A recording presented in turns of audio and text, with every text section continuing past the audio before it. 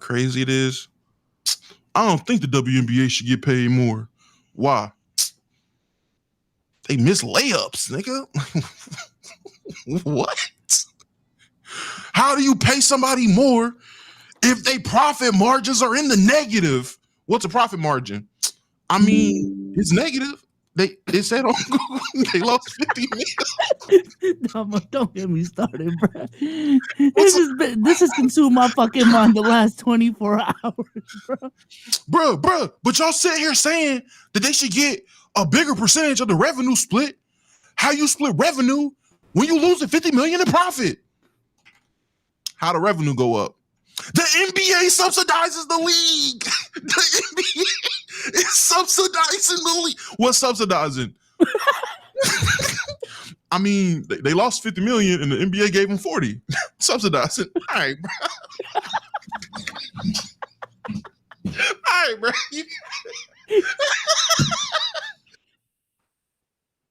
Yo, these WNBA convos have been so fucking great. Now, once motherfuckers found out about that word subsidizing, ooh, that unlocked a new part of the map, and they wasn't ready for that new part of the map. I ain't gonna lie. No, Omar, no. Because what you don't understand is they want Caitlin Clark and Angel Reese to be Magic and Larry. But they could never be Magic and Larry. Why not?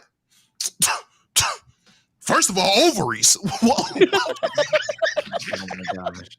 Okay. Ladies and gentlemen. He's on fire. Angel Reese could never be Larry Bird. Nigga, what? Welcome back. Yeah, I've never heard Angel Reese be Larry Bird. That's what I'm saying. Bro, I had to look down. My mic was muted because I was like, what the fuck are you talking? They trying to compare Angel Reese and Caitlin Clark to Larry Bird and Magic. Caitlin Clark could never be Magic. First of all, you got the comparisons fucked up. That's totally based off a race. I thought. Welcome back to another episode of the Let's Keep It a Buck podcast, the only podcast in which we do things differently every single time. Yeah, we dropped that anime dude. Nerd. Listen, man, I got the guys here with me. Damo, how you doing today? What you do this weekend? Oh, man, I've been good, man. I've been, honestly, chilling. A lot of college football 26, to be honest. It is killing my rotation right now. Just a lot of that being a dad. So that's really all my weekend has been. B Souls, how you doing, man? What you do this weekend, man? What did I do this weekend? I know I went out. I forgot where I went. I did go out though. You got white. It was one of them nights. Yeah, it's one of them nights. I got white boys there. This weekend I learned that the CEO was wrong.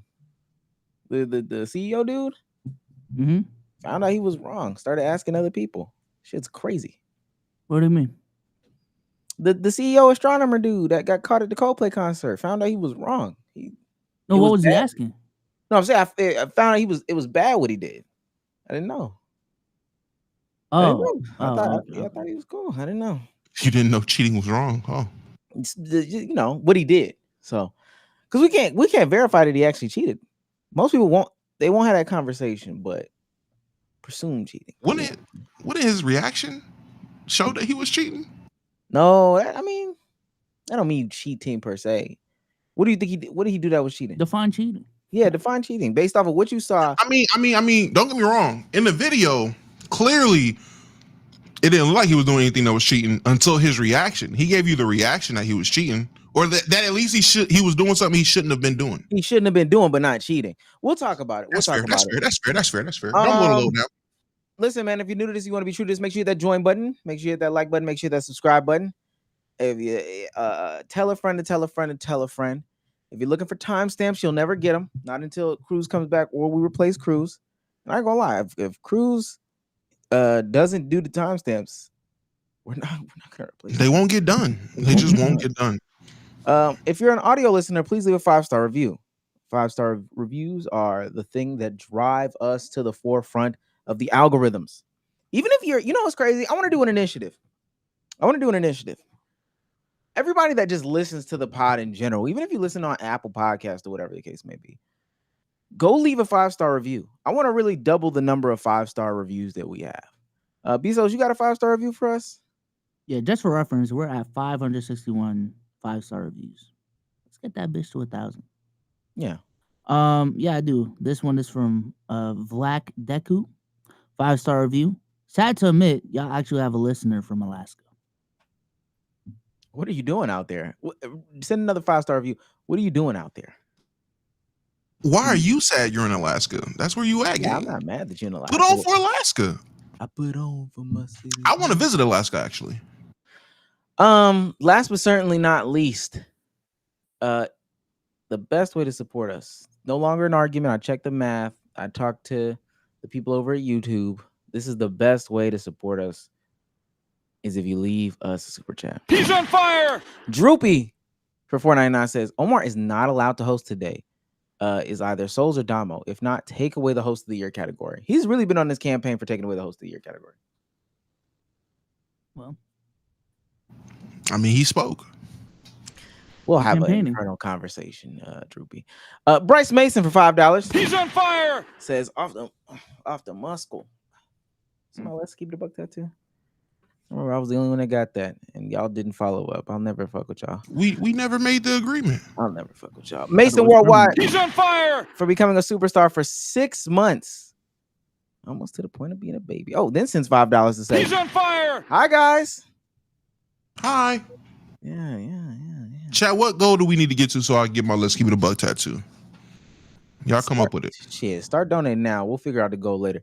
Shouts out to Glow Zach for $4.99. He's on fire. Says, was going through my phone the other day and found a sex tape from a couple years ago, and the pod was on in the background. That's how dedicated I've been.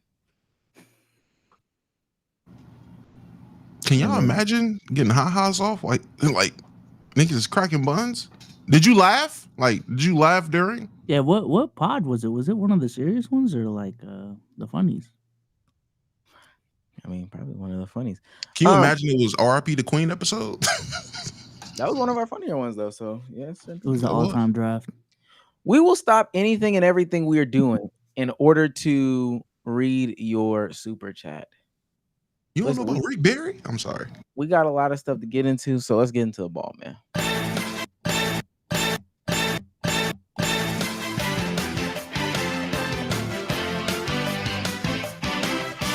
Let me start. That. Oh, that's true. Let me start it off by saying this, because we put that Shane Gillis clip out, and I am so tired of this. This is really where the sensitive people come in. Oh, me. It's not funny. Damo, it's not funny. See, this is what I'm talking about. All you wokies. Why do we have to think that everything any comedian says is funny? How does that make us sensitive for thinking I don't have to like every single song that my favorite artist makes or an artist makes? Why is that the case that we have to be wokies because we didn't think that these particular jokes were funny? All I learned from that comment section, it wasn't that my sense of humor is bad. Is that y'all have such a low bar for a sense of humor that is not even funny. I said a couple jokes weren't funny. Now I'm Mr. Sensitivity and all this. If I see another person, man, that cat joke was hilarious. I would hate to see like what you applaud and what you watch to be funny. Y'all Chris Moore fans. That's what it is. Damo is legitimately like a Shane Gillis guy, like into comedy. He put me on. So I put on the Tires. I literally watched all of Tires season 2 in one sitting, nigga. I love Shane Gillis. So if a joke, forget all the other stuff, if just one joke doesn't land, that's okay. Absolutely fine, gang. And then somebody tried to get it off this weekend. The group chat's taking L after L for this one. It's really Oz. Oh well, it's the crowd. Don't you think the crowd was a L? The crowd. I don't lack comprehension skills. A crowd laughing is not gonna make me laugh. I don't need a crowd. I don't follow a crowd laughing to laugh. I laugh if it's funny. What the fuck? Oh shit, they laughing. Right? I'm good, Joe. Oh, you one of them? It's funny, chat. Niggas, Hey, niggas love Disney Channel, Nickelodeon live action shows, boy. That laugh track, that's how you knew to laugh. It wasn't a joke if the That's the laugh track cue. wasn't going right. Oh, this is where I laugh. This is the funny. Ha, ha, ha, ha, ha. Hey, Oh, y'all ready? Y'all ready? Y'all ready? Laugh. Ha, ha, ha, ha, Whoa, whoa, whoa. ha, ha, Ah! ha, ha, ha, ha, ha, ha, Come ha. on, bro. What are we doing? Yo, this what they call Lil Dylan on Nickelodeon with the amount of laugh tracks. Yeah, bro. I just wanted to start there. I do have this other thing. I don't know if Channel 5, if us watching Channel 5 will get us clapped on this channel, but they had Hunter Biden on recently. Is that the crackhead? Or the difference coke? between crack cocaine and cocaine is sodium bicarbonate and water and heat. Literally, that's it. And those things are pretty much free if you go to like a science store. This is free. You can go to your neighborhood convenience store and just That is a get. sign. Anyway, I don't want to tell people how to make crack cocaine, but it literally is a mayonnaise jar of cocaine and. I don't want to tell them how to do it. But this is how you do it. What? Wait a minute. I thought crack cocaine was like one thing. No, it's Talking cocaine, about the difference. and then you cook it, and it turns to crack. He might be Michael Jordan of crack. Wait, so crack is like the evolved version of cocaine. Yes. Yes. Oh. What was he trying to get off? That he don't do I have it? no idea. What? How did they even get this? What was the purpose of this interview? Like, what was you trying to prove? Baking soda. How different is the experience? It's vastly different. And like for real, I feel really reluctant to kind of have some euphoric discussion. I know you're not asking me to do that, but have some euphoric discussion about crack cocaine. I think this might be kind of the opposite here. Okay, no, it's the exact opposite. I'm saying I don't want to have the experience of some euphoric recall. That's how powerful crack cocaine is. Does crack cocaine make you act any differently? No. Is it safer than alcohol? Probably. People think. What? Did they edit this? They didn't. There's Did they no edit way. This? There's no way this is what he said. No There's way. no way. Bruh. They edited this. He did not say this. I actually refuse to believe he said this. He is a crackhead. I think don't He's right though. listen. I don't want to even. He could. I don't he even could- want to reminisce. I don't even want to reminisce about how good it is. That's how dangerous it is. Is it safer than alcohol? Probably. What? That's not. I'm gonna look it up real quick. Is crack safer than alcohol? What if it is? Wait a minute. Oh, okay. This is something for us. The World Health Organization estimates risks linked to alcohol cause 2.5 million deaths worldwide each year from heart and liver disease, road accidents, blank, and cancer. On the scale given by scientists, alcohol received a 72 out of 100, heroin received 55, and crack a 54. So What technically if he's speaking, right? crack is safer than alcohol. Let's do it. Let's get a little bit more. No, no, let's not do it. No, Let's get a little bit I'm more. good. Crack This is is how being people talk dirty. about weed It's the back exact then, you know? opposite. When you make crack, what you're doing is you're burning off all the impurities so that it combines with the sodium bicarbonate, which makes it smokable. That's all. You know, all of these actors and, you know, people in the past that talked about they had a problem with cocaine and freebasing. They were smoking crack. So straw on the stove is the same thing. Not exactly, but close to it. But it's a little bit different. But anyway, my point about it, your point about it, which I think is true, is that there's a thing about crack that is really insidious. And what it is that anytime, I think one of the reasons that they believe that smoking cigarettes is so addictive is because it combines three really important things. It's habit forming. There's an Let me say this. If I'm a rapper, I'm definitely clipping some of this to put, at the beginning of my songs. Does it require more frequency? Okay. You think he Walter White? He is Walter White. He has this down to a science. He does crack for real. Loud and proud. He knows the science behind it and everything. He was doing coke in the White House. I think he knows. He knows what he's doing. Nobody's gonna say this though. He looks good for a crackhead. For a crackhead, he looks good. I can agree. He definitely looks a lot better than the crackheads in my area. But that's not. I'm gonna say this though. That's a rich crack experience. I'm about to say the crackheads we seen in Houston. He does not. He look way better than them. Different crack. Gotta be that's White House crack he was doing. They were doing Houston under the bridge crack. That's the shit to take over a black neighborhood. You can tell the difference. Look, we got a lot of stuff to talk about. We got an insane amount of stuff to talk about. It has nothing to do with Hunter Biden Crack and his drug use. Yeah, there's so many things to talk about that do not involve. Y'all got something to bring to the table? that is insane. Would y'all do it? Crack? No. Not putting that on record. I'm good. When I was a child, I was more of a teenager. My mom we was driving. She looked at me. She said, "Son, if you ever gonna do anything, don't do anything you have to suck a dick for." I said, "What?" I didn't know what she meant by that. As an adult, almost 30 years old, I know exactly what she means. If motherfuckers is sucking dick for it, I don't need that nowhere near me. Now people ain't never sucked dick for weed. Not like they suck dick for crack. Oh, no, Now that's you a adding lie. caveats. Now Yeah. you adding caveats. No.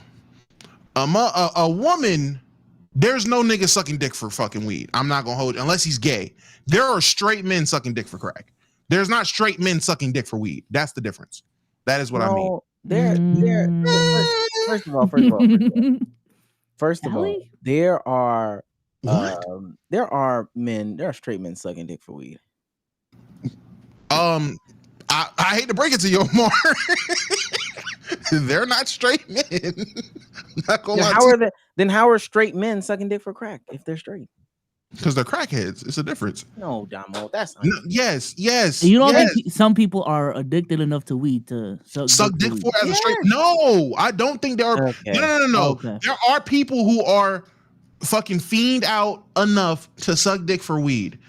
The point I'm making is crack is so addictive that niggas who are homophobic would suck dick for crack. And that's the same that we're saying. There are not homophobic niggas sucking dick. Damo, what if your plug said? People do that shit for alcohol. What if your plug said, "Yeah, straight niggas sucking dick for alcohol"? Yes, that are alcoholics. Yeah. Yes. Worcester. I'll say it. I'll show you the street. No, do not show me the street. Please keep me from that freaky ass street. What? What kind of freaky ass? What the hell? It exists, Damo. Come on. Now niggas saying I don't like. Now niggas are saying I don't love weed for real. I guess I don't. I don't love weed like I thought. I don't. Did y'all know Shannon Sharpe was in a relationship? All the NBA women is in relationships. I thought you said Babytron. I'm like, no, I didn't know that. I thought you said Megatron. I'm like, who is Calvin Johnson? What? All the women in the NBA are in relationships. This is a little crazy. We like each other. Anybody? You ain't seen the clips of the All-Star parties and stuff? People I seen one, they were dancing or whatever. Somebody, can you imagine J-Dub backing it up on Shay? I was like, you niggas, y'all are freaks. Why did this even cross your mind? WNBA get down. Can you imagine J-Dub throwing it back on Shay? People gonna be mad when I say J-Dub does throw it back on Shay. I'm gonna say no. How do I tell you? Yeah, how do I tell you? That's crazy. Said Jalen Dubberson does throw it back on. He does. Gilgis. All-Star J-Dub? Yes. Yeah, he that shit was so crazy. Yeah, he makes it clap. Okay. Anything else? Anybody got anything else to bring to the table before we get into the meat and potatoes of the conversation today? Nah, you got it. You got it, man. Dang, y'all ain't got nothing. The one thing I was gonna bring to the table, ironically, had to do about like crack and coke. So I think we're good. We have hit our coke quota. Let me ask y'all. This is gonna really take us into the conversation. So this is new on the TL. Melissa Ford from the Joe Budden podcast. Let me bring up on screen. We all know, rest in peace, that Malcolm Jamal Warner died. Drowned swimming on a beach. Rest in peace to Malcolm Jamal Warner. Right? Damn, his birthday was the day before mine, August 18th. Is that a celebrity? I just don't know about. Yeah, Theo from the Huxtables. If you ever watched the Huxtables as a kid, the son on the Bill Cosby show. That's Theo. What you say? I mean, you might know, yeah. But yeah, rest in peace, rest in peace, rest in peace. All right. So Melissa Ford of the Joe Budden podcast. Let me try to find a picture of her. Definitely gonna show a young picture. Got to be scandalous. So she has a podcast. I'm gonna ask y'all. It's a good picture. I'm gonna ask y'all what y'all would do. She has a podcast where she interviewed Malcolm Jamal Warner about 2 months ago. Right? Interviews Malcolm Jamal Warner. Title has his name in it, but it's the title of the title, whatever. So today he dies. The title of the podcast gets changed to Malcolm Jamal Warner's final interview, the rest of it. Now, what it was before was Malcolm Jamal Warner, the rest of it got changed to Malcolm Jamal Warner, the finals interview, the rest of it got backlash, changed it back to Malcolm Jamal Warner, the rest of it. Is she wrong for indicating that is the final interview? Can I ask just one question before I give my answer? Yeah. How long ago did the interview come out? I want to say 2 months ago. She's not wrong. And when did he pass away? Was this today. A time ago? Today. He passed away today. Oh, so they recorded it 2 months ago. He passed away today. Well, let's say he passed released away 2 months ago. Like, she dropped the episode 2 months ago. The title was the title. He passes today. She changed it today to his final. Technically, for the technicality people, he passed away yesterday. They announced it today. And so this is what's been coming out. This is Surviving Fame, Finding Love, and the Bill Cosby Effect. Malcolm Jamal Warner Unfiltered. Before that, it was, or she had it as Malcolm Jamal Warner's final interview. Sort of kind of like this. That's talking about his final, blase, blase, blah. So she changed it. Is she wrong for changing that? If so, kind of break it down. Yeah, she's nasty. I ain't gonna lie. I just think knowing exactly what happened, doing something to please the algorithm, when someone passed away is kind of nasty to me. Like I think I look back at like when Kobe died and the nasty shit people were doing back then. I feel like that's on the same lines. Imagine like when when Kobe passed away, like a mixtape put out from 2 months ago, they just changed it to like something related to his death. I think that'd be nasty. I agree it's nasty. I don't agree it's wrong. I think you can be nasty still being right. Media is a nasty game. It's a nasty game being in modern day media, whatever the case is. If she's right, then I don't see where she went wrong. If it was his final interview, I did see somebody in the chat. Can she confirm that it was his final interview? That's where I would agree. Now, if motherfuckers pop out with, and I'm just saying this for the sake of it, a Breakfast Club interview that came out a week ago, and she titled her shit the final interview, that is where I'm like, okay, that's super nasty. That's nasty and wrong. I do agree, regardless, it's nasty. I don't think it's wrong. Name of the game is get clicks, gang. I'm about to say let's make the I'm not laughing at that, y'all. And it's the reason why me and Dom are laughing at the same time. B Souls is so fucking crazy, bro. That's so insane. What was he eating before the pod? That's what I don't know, but that's why I thought he said he was gonna be a little late. I was like, okay, this is why. Quick. Don't try to make that quick. Don't hurt yourself, please. Just let it happen. And we're gonna look terrible. We're gonna look terrible because this is a serious conversation. Yeah, this is a serious conversation.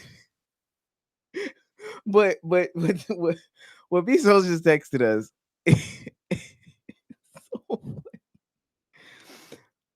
Yeah, please don't strain. Just don't. That nigga said, nah, that shit is nasty. Nah, you can't be doing that type of shit, man. That shit crazy. You got it, Damo. What's it called? I'm conflicted. I'm conflicted now, and I understand the name of the game. Like Damo said, factually speaking, if it is his final interview, is his final interview. It's his final interview. So I'm kind of like, is this the most craziest thing in the world? Being that this is just the assumption that it is his final interview, that it is his final interview, and there might be people that are wanting to, in this time of mourning and grief, want to hear his words, etc., etc. Somebody saying, but how would she know that? I mean, look up Malcolm Jamal Warner interviews, buddy. That's pretty easy to find out. That's not. You can find out the latest interview somebody had in terms of a podcast or online. Now, obviously, yeah, you're not gonna be able to find every fucking radio interview, I guess, but for the most part, you can find somebody's last interview. Yeah, that's not the most insane thing to me. I don't know. I understand, and I think oftentimes like we conflate a bunch of situations. I don't even understand what the flight mic. What was the flight mic situation? If you I think the issue is, and I was about to say, and this is why I was gonna have pushback for Bezos. The issue with the flight mic thing is Kobe dies and he makes a whole new video. He makes a video and it's monetized. And I want to say it was misinformation in the video as well. But he created a whole new video with false information, and it was a fully monetized video after Kobe passed. The difference with this is it was all misinfo and using fake photos. See, yeah. Of course you're able to see. What he's doing. And wash your hands, nigga. But I feel like the difference is genuinely, this was already an interview that was out. All she did was change the title to something that, again, if actually correct, I'm not seeing the issue. I mean, I can understand how it's nasty. The timing is nasty. You're obviously trying to capitalize on an event. But if she's not spreading misinformation, if she's not wrong in the fact that this is his final interview, factually, that is his final interview. It should have been okay for her to change it. Now, should she have taken the monetization off of the video if she was going to do that? I can agree there. I mean, there's steps we can say that she could have took, should have took, or whatever the case is, if you're going to capitalize off of using someone's death to boost the algorithm or boost the clicks on the video. Hey, man, I'm trying to play the fence on this one. All right, I'm trying to see it from their point of view, because in all honesty, I'd have did worse.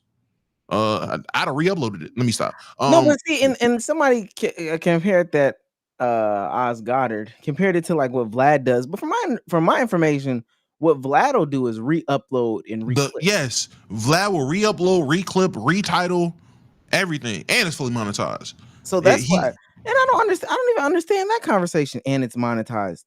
I mean, monetizing out some. I mean, you're losing me there. Wait. So let me say this. Michael Jackson dies. I remember when Michael Jackson died. Cool.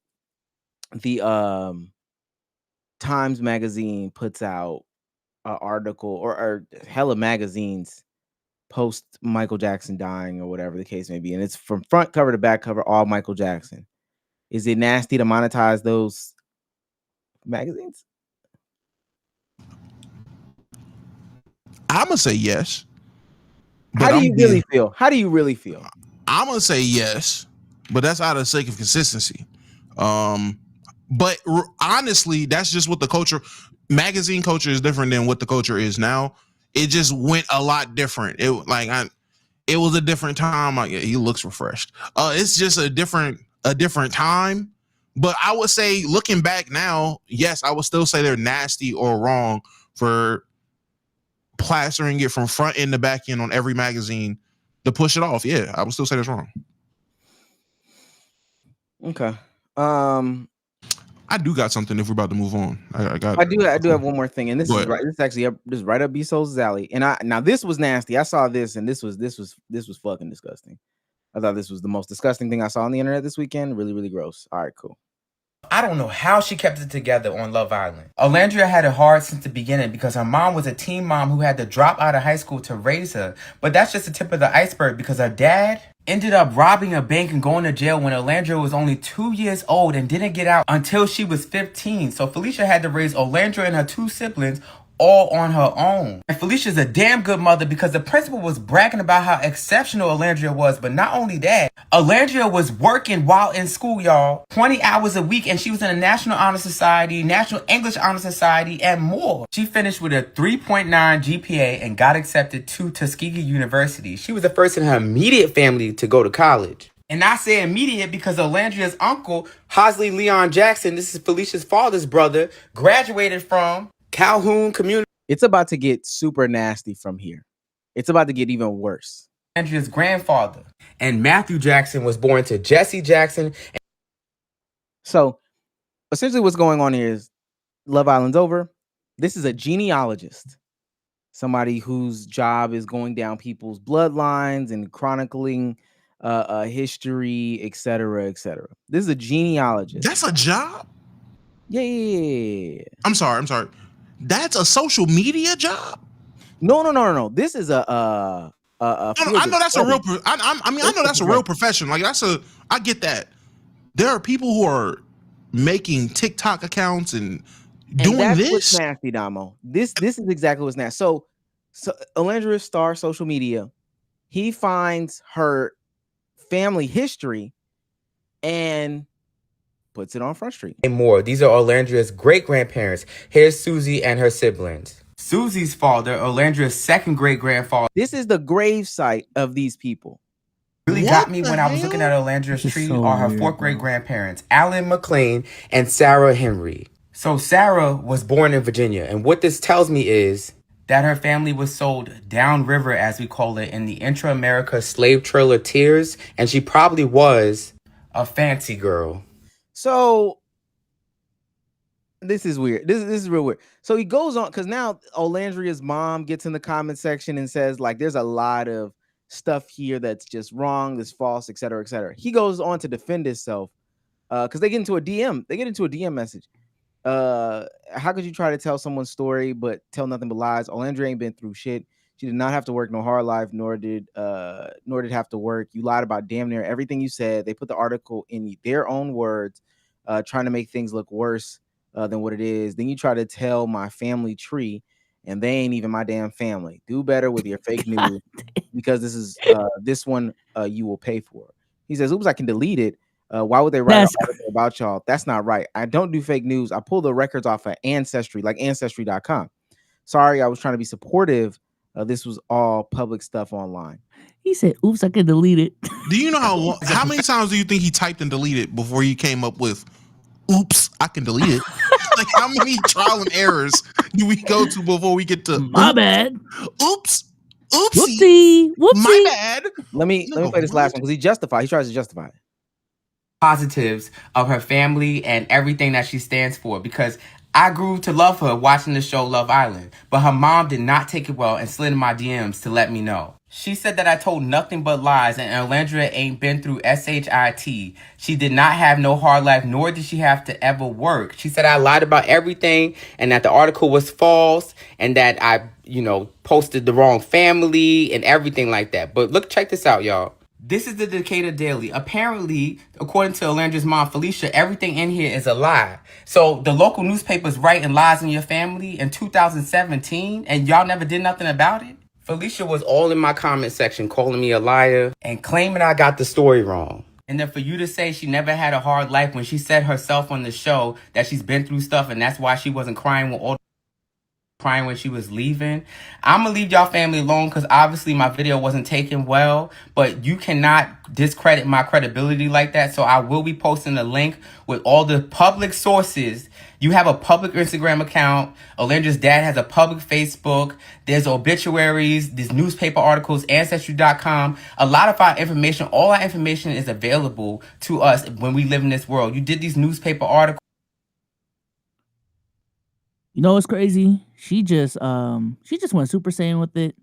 but Love Island stands have been doing this all season long from the jump. It's been a thing ever since they released the cast.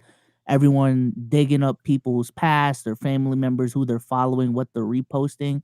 Bro, shit is nasty, bro. And that's definitely the worst case of it that I've seen. I think what makes it nasty is that's his job, and I think that's just it's unethical. It's unethical from his like professional standing, and he should totally understand that there shouldn't even be any question or pushback. Understand that it's a HIPAA violation, so there's some legal things that go behind it. But this is no different than a nurse coming down the pipeline saying, Olandria's family has diabetes, and I know that because I have these records here. I guess the difference would be there's a little privacy behind it. But that's the weirdest thing I've seen on the internet all weekend. Absolutely weird. I'm not gonna lie. I'm sitting here watching that, and the whole time I'm thinking, we used to just go down to the factory, ye old factory, clock in, clock out, go home. That's what men used to do. Yeah, who gonna be the boys? Like, man, like, I ain't gonna lie, I get it. 2025, we progress. God damn it, we got to get back to being men, because this is some messy shit. To be sitting there doing all this extraness, to be told you're wrong, and not just say, oops, my bad, and leave it alone. You're gonna say, oops, my bad, but nah, I wasn't wrong. Come sue me, bitch. I was right. I was just being a fan and trying to be supportive. There is nothing supportive about showing gravestones of great grandparents. There is nothing supportive of putting all of her family on Front Street for what? Her family was not on Love Island. She was. She made herself a public figure. There should have been no reason. I know her mom, dad, uncle, aunt, great niece, 4 generations of great grandparents, and you're talking about how her great grandmother was sold on the Virginia Slim pipeline. Like, what are we doing here? This is disgusting work. This is the first season of reality TV I've ever seen like fans act out like this. Like, this shit is weird, bro. I don't know what it is, but of like reality TV. By the way, hi. I'm like reality TV just being one of the things where you talk about the relationships and then maybe assume how they are in real life or whatever. And we can have those conversations all we want. But in terms of just like just general fandom, y'all somehow have taken this worse than NBA fans have. Anime fans have gone racist, but dare I say, this is just maybe not worse, but more invasive. How are we pulling up ancestry? What does ancestry have to do with the romantic decisions made on the show or the elimination decisions made on the show? That's where I'm confused why you call that fandom. That's just, even if it's fandom, it's invasive. So at the floor, dude, why are you doing all of this? And at the peak, why are you doing all of this? It's just completely unnecessary on both regards. Let me say, I would not be surprised, because you're saying this is the first time with reality TV you've seen fandom get like this. This isn't my first time seeing this. I've seen this before. I've seen this level of evasiveness, of nastiness, of pettiness before. I would not be surprised if overwhelmingly majority of the women, at least, that are not even just women, because this nigga probably is one of them too. I wouldn't be surprised if a majority, not even overwhelmingly, majority of the people that are fans of Love Island also watch Zeus, because that is the other place where I've seen this level of nastiness and invasiveness when it comes to people on a show. Listen, as y'all know, I was definitely deep in the Zeus trenches. I was in the spaces, I was in the places, I was watching. Those motherfuckers would line up stories, they would line up posts, they would line up random photographs and piece. Okay, well, let me took a picture over here in Turks and Caicos, and SZA the Body, or whatever the fuck a bitch name is, she was on her close friends because of this person, and she was also in Turks and Caicos, so they got to be having an affair. Come to find out they are having an affair, but whatever it is, they have done this type of shit before. Oh, Zucchini Squirts, her daddy's best friend's brother-in-law is Mike Tyson, so Zucchini Squirts actually is an industry plant, because they have been that nasty over there. So I would not be surprised, because Maddie's just having a downslope. They just shifted over to Love Island and is doing that shit over there. So this is not the first time I've seen this level of nastiness. I think I've seen similar things on like other shows, but to me, it maybe I just don't know enough about Zeus shows, but I think it's like the fact that every season has new characters. And again, this is not the first season of Love Island that's come out, but specifically for this season, it was hey, new characters dropped, new lore to look into, and like the whole community is just like, okay, so like what's this person political views? Has this person said that word in the past? Like, it's just a bunch of nasty shit. I don't know. I'm just like saying, the digging in the past is great. I've never seen anybody take advantage of their like professional career to do something like this. That's what I think. Because granted, what he's saying is true. It's all public information, but he knows that there's a level of like professional knowledge that he has that makes this possible. I ain't never seen somebody be like, yo, work at T-Mobile, found LeBron's phone number. This is the old one that he used to use. He has 3 phones now registered under his name. These are 2 old numbers. Isn't it interesting how LeBron has a 258 number and a 404 number? That shit is weird, bro. That's the weirdest thing I've seen. Yeah. I've never seen somebody I'm not ending the subject here. I just have to do it before time passes. I've never seen somebody send a honey bun, then a nigga in the chat say, yo, do it again, and he did it again. Oh, yo, man, Justin with the 200. Oh man, not That's again. not a gangster. Bang, Someone bang. dared him to double it up, and he did. And I just wanted to shout that out, man. That was insane. That was crazy. If you're near a convenience store right now, any type of 24-hour store, go into the store right now and put your hand in the cash register for no reason. Apologies, man. Their money is your money as of right now. Not sure. Justin G for 200. Yeah, that brother's starving. Got it. I'll be thinking that's a different one. I ain't gonna lie to you. But no, I don't want to beat the dead horse here. Let me read him. Oh yeah, go. Oh my fault. Oh, Justin G for damn, YouTube crashed. I got it up here if you need me to read it. I got it. Justin G for $200. One of his $100 says, "Let's be men." YouTube won't let me go over 100. So like Sage said, Kevin King asked him, hell, donate twice. Dance if you gay, Bruce. Dance if you gay, Bruce.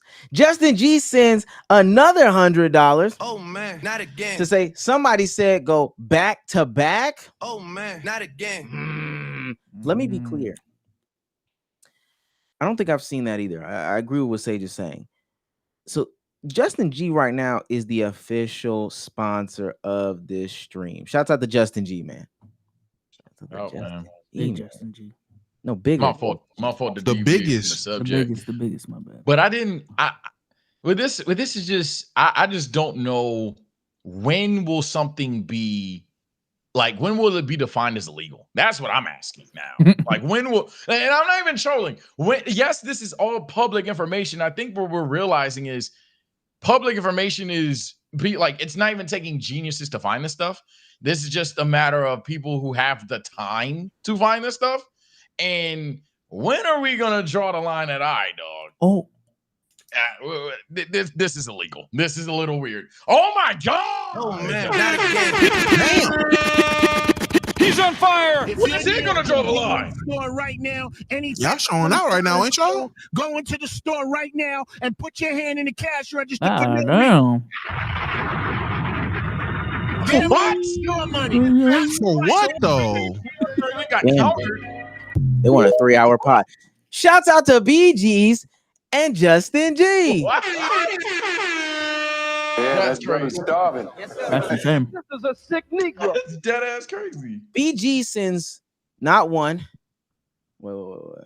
Not one. Oh man, not again. Not two. Oh man, not again. But $300. Oh man, not again. B Souls, drive the big body next year. Yeah, B Souls, drop the big body next year. I'm good, Yeah. bro. I'm good. But- Y'all don't want it. It was orange. After all the post complaining I heard about Sage's driving, the only time he drove it, I'm good, man. Man, Nick. Again, He gets leeway. That was Mickey's circumstances. Setup drive. No, that was Mickey's circumstances. I'll give him that. We'll do this. We'll have both of y'all just drive during the daytime off the nap. Actually, Facts. I'm good, bro. Facts. Okay. Sage is good. And we're going to Actually, I'm good, bro. Yeah, I'm good too. I'm good, man. Wait, no, he's saying he's good to drive. That's what he's saying. Yeah, that's what I mean. That's not what I'm I'm saying. actually good. I'm Bro. Oh I'm my actually god. good. I'm actually good. I bro. get mad conscious about my driving. I don't like the idea of being the Uber and everybody wants to not push 5 stars. You know what I'm saying? If I'm in the Uber, welcome to the club, buddy. Welcome to the club. I'm leaving the club, and I'm leaving the club. This is crazy work. I'm saying this now. Y'all are gonna joke this into a video of Let's Keep It a Buck takes a driving test with the Jeep Grand Wagoneer. We're gonna set up some cones in a parking lot in Houston. We're gonna record a video. Nope. I think that'd be fun. That'd be fun. Come on, y'all can't pack. I'm cool with that. I'm cool with that. Fun. That's a video. That's content. Driving that's in city harmless. traffic in a big body with people in the car. I'm good, bro. It's I never even cool, know man. a big body. Nah. Well, technically, you have now. You know what? On the highway was fun. It was fun. I'm telling you, man. I go cap. It was fun. I was not airport turn ready. Not even close. I was not ready for airport speed bump turn. Where is it? I was not ready for that. I was not ready for it. Every time we going up the damn ramp. I was not ready. Next bro. level. I was not ready. Anyway, man. Third time. Hey, Sage, you know this right side kind of close. I got you. God damn. We're ready, And dog. Justin G comes in with $100. He's still the biggest. Shit, that nigga had me scared, but I held my own. Fuck that. Justin G said, I held my own. Fuck that. He sends $100 and say, Valentine, no.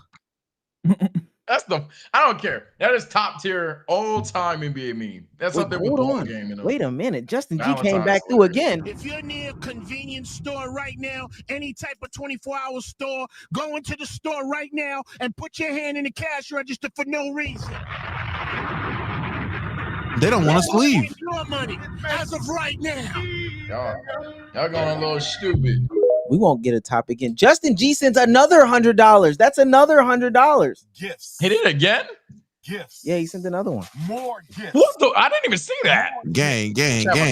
Give it some rest, man. Give it some rest. He said, No, tip no, torture I'm is broke. what we need. He said, my money is your money. Thank you. This is tip torture. Cause I'm broke. Yeah. Thank you. Now, they're going to be mad when we have a conversation post-pod about reinvesting in a business. I'm broke. No. You know what? I will be mad. I will be mad at that conversation. We're going to be mad. I could use a couple bucks. I talked to her. That's what I like to hear. Real mad. No, listen. That's what I like to hear. I'm a dead crash the fuck out. BG sends another $100. We're nasty, bro. He's at $400. Come on, man. Come on.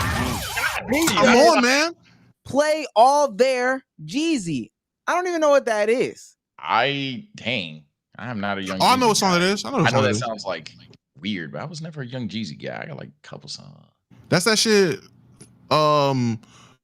Pull up, scrape the pot, something. Oh, there. Ah. Keep going. Something. He played it. He played it. Go I ahead. forgot the name. I know the cadence. I forgot the words. I know the name. I know the cadence. All right, here we go.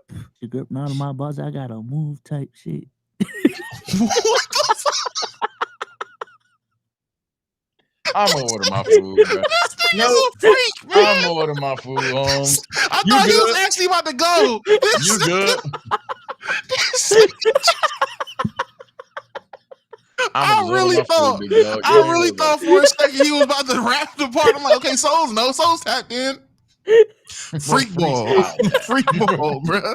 He's half a step away, y'all. He's half a step away. He honestly is getting there, bro. He's going progressively getting scarily close. He's half getting a step there. away. I'm officially on your side. He's there. He's getting there. It's every pod at this point, multiple times. He's half a step away from Deshae Frost, chat. Half a step.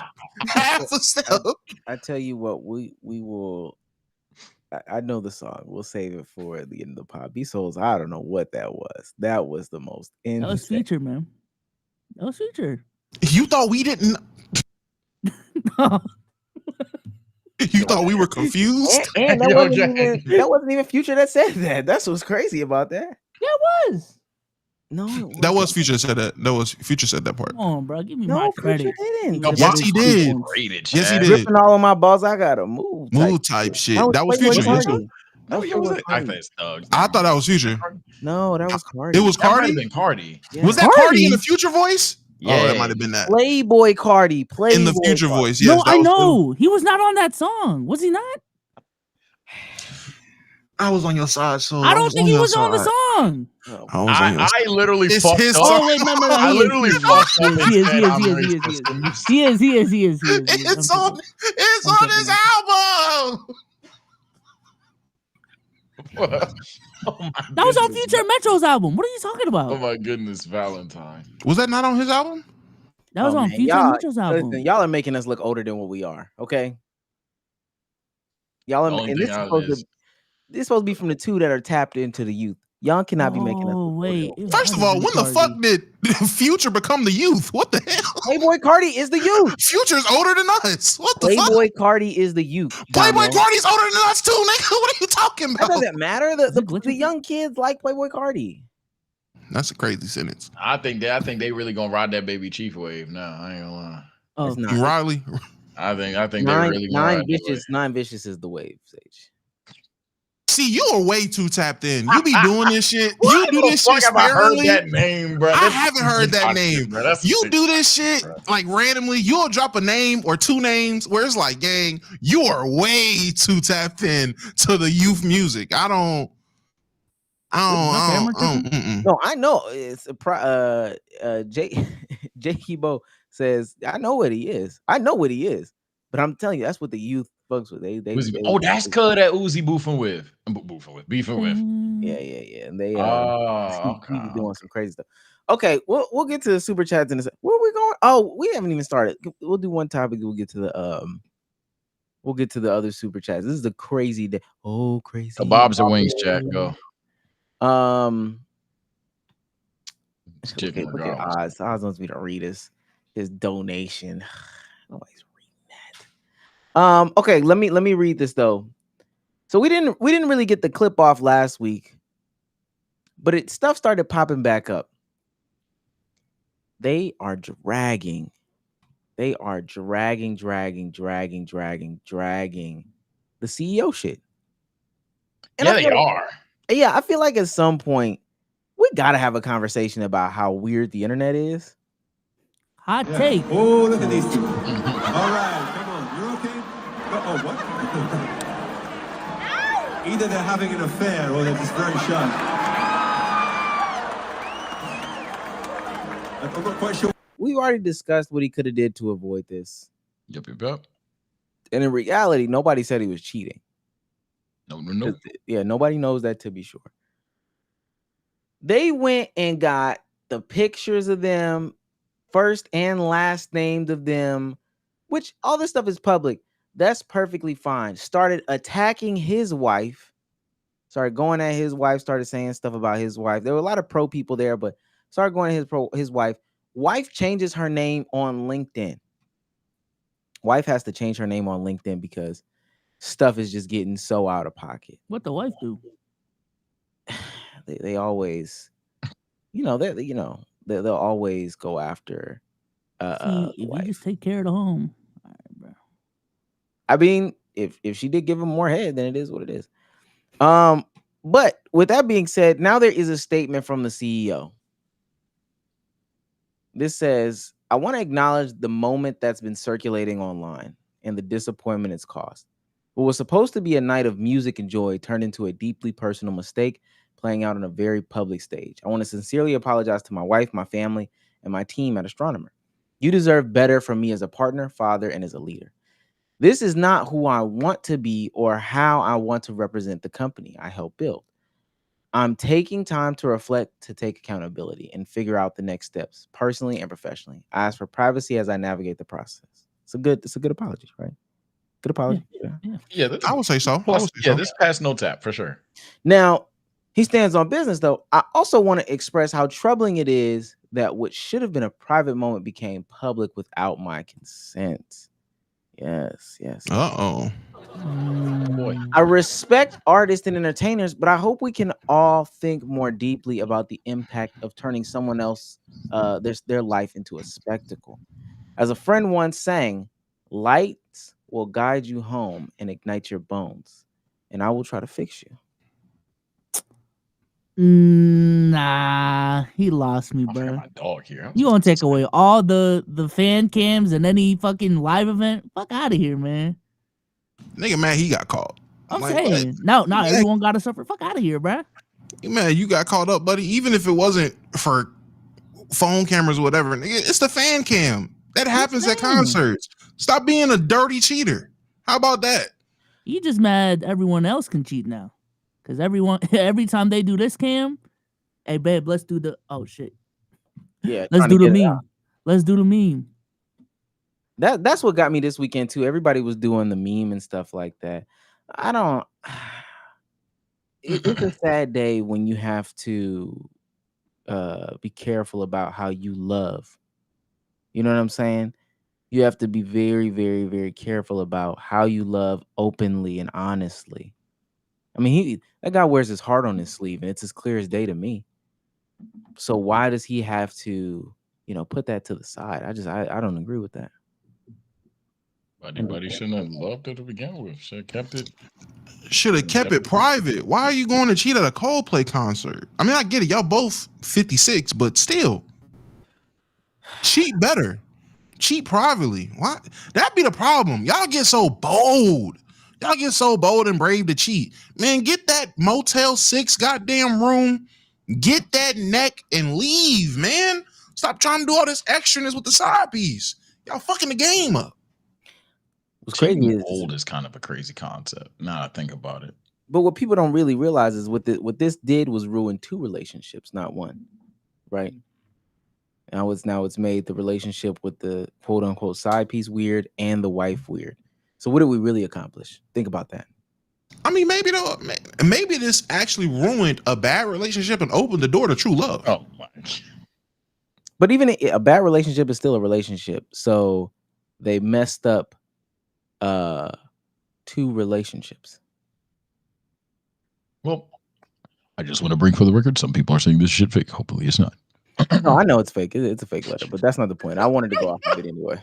I thought, bro. Oh, you're saying the letter is fake? I'm like, the letter. I'm about to say, if that shit was a skit, everything's a skit. Oh, nah. Gang. If that was a skit, I dog. I clock out. I ain't gonna cap. If that was a skit, I actually give up because I thought it was real, bro. I thought you loved her. Oh, you didn't. Like I'm about to say, Coldplay on it too. God damn, Coldplay is the sponsor. Coldplay is the fucking sponsor. They got an EP they must be dropping on the 23rd. Oh, they must be cheating, right, guys? Right? Like, damn, Coldplay on the skit too. But man, it's a nothing burger, bro. You're the CEO, man. Hire you a new secretary to hit. Nah, yeah. All trolleys aside, I think he just, again, too old to be doing this shit. You old doing the not even lying stuff. You doing the mature stuff. Your heart be pounding and racing, holding on to her. Oh, I can't believe we doing this. Your heart ain't supposed to be pounding like that no more. Not even like while you having sex, just in general. Man, I can't believe we doing this. This is crazy. And now you at home by yourself. Your wife trying to make you suffer for some shit that you done told her about. Because you've been told her you wanted more sex. She not listening. We don't think about it from his perspective. We're judging and we don't know why he did it. If that makes sense. Does that make sense? The wife not putting out. That's tough. I don't know, bro. I'm about to say, real question. Wife and kids. Real question. Wife and kids, girlfriend, no kids. Who cares? How long in your relationship do you go without getting what you need until you cheat? How long? How long? Yes. How long do you go until you cheat? No, Sage. Breaking up is not an option. Like it's literally you're cheat, man. I'd be that old dude that I'd rather turn into that old toxic dude that talks shit about his wife all day before I just cheat on her, bro. And as both are bad options, you're not allowing me to leave. So it's one of the two. One of those, some would say, is a mental emotional abuse, Sage. So I'm just saying. You are telling me mental emotional. I want to leave. Let me be clear. I want to leave. All I said was you can't. All I said was, how long do you go until you cheat? Fuck cheating. I'm gonna break the bitch. Whoa. Okay. Whoa, I did not. Whoa. All right. Back into it. No, because what Damo turned into Mr. Color Purple. What Damo was saying is a real thing. How many times do y'all think that they've had conversation? How many times do you think he's voiced his displeasure? How many times do you think he's tried to sit her down and talk about these things, and it fell on deaf ears? Naturally, you sit down. You have to go out with somebody else. Oh, the last conversation was 5 years ago. Hey, and nothing has changed. He gave up on trying to tell her. He was trying to tell her for 10 years. He gave up telling her 5 years ago. He was like, you know what, bitch? Say less. You know who gives some good neck? Becky. How do I know? I do. All I'm saying to Damo's question, I don't have an answer. All I'm saying is there's situations where you're with your wife, it's not going well, and Susan is just doing everything right. She's just doing that. She's saying everything right. She's wearing everything right. She's smelling everything right. She's cooking everything right. And come on now. Man, go to Shorty Betty's, get some ass on you, and jerk it off. God. Jerking off can only go but so far. Well, you only can jerk off for so long until it's like, all right. Well, I've jerked enough. Until you break it off. Y'all be saying breakups. Breakups are not the answer. Anyway. Bruh, cheating ain't either, brother. So there is no answer. We agree. Besides to cheat. Plus, breaking up is hard. Breaking up is really hard. Bro, breaking up hard to do, but my wife got like me. Look, I ain't the sexiest motherfucker out there. My wife got like me. My wife think I ain't it, let alone don't want. You know what I'm saying? Nope. The reason why people cheat is to break up, because breaking up is too hard. They're trying to give a reason to be broken up with. Pussy? Yes. Niggas are pussy. Yes. Do you know how hard it is to look a person in the face and say, it's over? Mind you, they've been married for years. I must be evil. I must be a bad person. Also, I'm gonna say they're married and he's a CEO. This isn't just a breakup. This is a loss of assets. You are basically saying, you know what? Let me just say, fuck my wallet, alimony, like fuck all of it, right? Like we've been together 15 years. I've built up this Fortune $500 million company. Yeah, bitch, go ahead and get you your quick little $45 million settlement check because I don't like you no more. Hell no.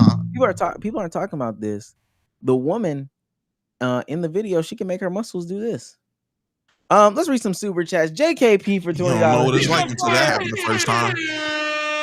Because what if you haven't had that and then you try to you don't know what it was like the first time it happened? Like you was like, wait, bitches do this? Look, you had it. You never had it. She hinted at it at the office. You got it. Whoa, this is inappropriate. I don't want to do this with you anymore. You bring it back to your wife. Honey, what if you just squeezed her? Oh, I feel like I gotta poop. All this bitching. Shouts out to JKP for $20. Says, not gonna lie, if you go 3 months not giving your man some cat, he deserves to cheat. And vice versa, to be honest. If you go 3 months without giving your girl meat, like it's your choice. A, you're gay. B, you don't really like her. Like I would go with a strong B, to be honest. You hate that. You'd be surprised. It's 50-50. 50-50 these days. You never know. You're wrong. Option A is a lot more likely than you want to give it credit for. He might have said honestly.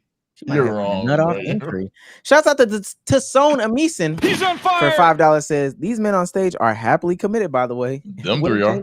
And would not change. Wouldn't change nothing about my relationship, buddy. I don't even know where to find WWW. My secretary, what is she, a HR lady? My HR lady / secretary is my fiance. And I'll gladly smash her ass. The fuck? Big Bro reacts for $199. What is wrong with you? This nigga boy.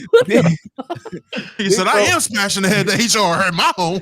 I'd gladly smash her ass. Is crazy. Big Bro Reacts for 199 says, you get 90 days before I smash the whole city. Oh my God. Oh, y'all niggas are ruthless. Dang. I got hiccups. Himothy for 499. He's on fire. Y'all ain't lying. Definitely cheaper to one. Cheated. Oh, cheated once because I was way too pussy. She had So, but that happens though. Brothers be like, yo, I'm just cheat just cause she gonna have to leave now. Say like you trying to get you wanna know the ultimate pussy move? You wanna know the ultimate pussy? Lying about cheating so she'll break up with you. That's when it's she just asks you a question, you're like, you know what I did. You know, not even actual question. You come to her. Hey, listen, I gotta tell you something. What? I fucked up. You gonna be so mad at me. Don't hate me. I cheated. With who? with Kimberly? With the one that the bitch that you hate, right? Her. Call her now. That's yes. You remember that? You remember that bitch you told me to block? Yeah, that's messy. Yeah, it was her. It was her. It was the bitch you told me to block. No, I really? unblocked her. Someone did that on Love Island. He was getting cooked. Himothy cheated and then just started getting sloppy with his phone. Started leaving it up, unlocked, open with the messages showing off the preview. She ain't go through it for like a whole month and a half. He was mad as fuck. Ain't go through my shit. That motherfucker be sitting in bed. He'll be sitting in bed next to her. She sleep. That nigga. All right, let me call her real quick. So anyway, yeah, you know, I'm trying to come over tonight. Is she up? Wake up, bitch. Anyway, I'm trying to niggas just trying to get called. Tap their foot. Yo. Shook the shit out of her and start calling the women. Timothy said, all right, let me finish the whole thing. Definitely cheated once because I was way too pussy. She had me saying, I can't believe I'm doing this when I was on her couch. Oh my God. Yeah, dog. Liar. That's facts though, because that's what you be saying. Oh my God. Why won't I just break up with her? And how is this even happening? Hey, look. All right, there you go again. Look, then she come. You be thinking to yourself, man, I'm just gonna leave and I'm gonna break up with her. And then the girl come out the room, the back room with less clothes on. You be like, oh, I guess I got to. I'm already here now. Then you give her some weak dick. You should be trash. 2 seconds, you busting on entry. You done disappointed her. She telling the group chat you got whack ass dick. Then you gotta go home and tell your girl you cheated. I don't know, bro. It's the lifestyle some of y'all chose, man. Himothy said for 199 to follow that up. He's on fire. Fell asleep watching the OKC phone. Woke up and she wanted to talk. Jesus. Lisa, the OKC game.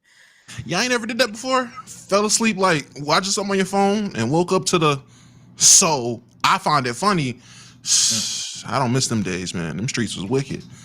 Bitch, you're supposed to be watching YouTube. Why are you going through my phone? Like what? It's just me for $5 says he's on fire. Chill, we losing the women in the chat. Women cheat too. What are we talking about? Yeah, what the women cheat worse. They're worse because they're actually not stupid. I mean, that's the stereotype, but it's true. Women cheat to break up. Kevin, why is this so real?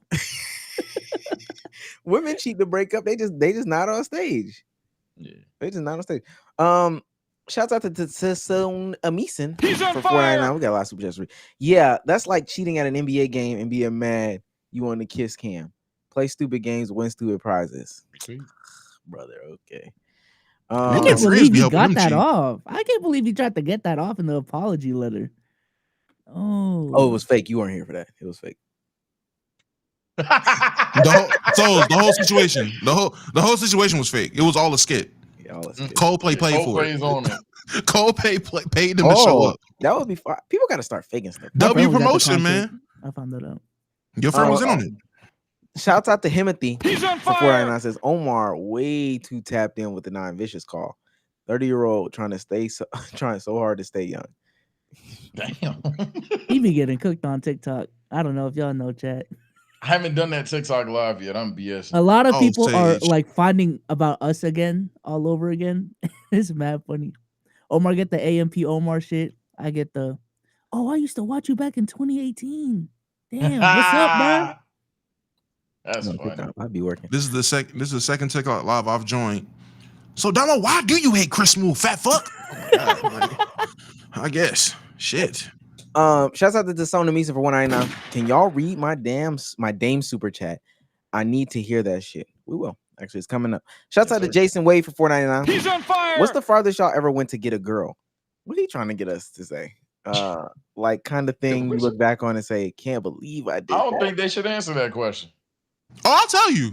Sophomore year, I tried to fight this dude over this girl I liked because he was mistreating her. And I lost. Dang. Worst move ever. I did not realize Buddy. Did you get the I ain't realize- sympathy? I didn't realize Buddy had hand. No, it was even worse because she just told me she didn't even like me like that after she found out why I did it. It was bad. It was bad. It was bad.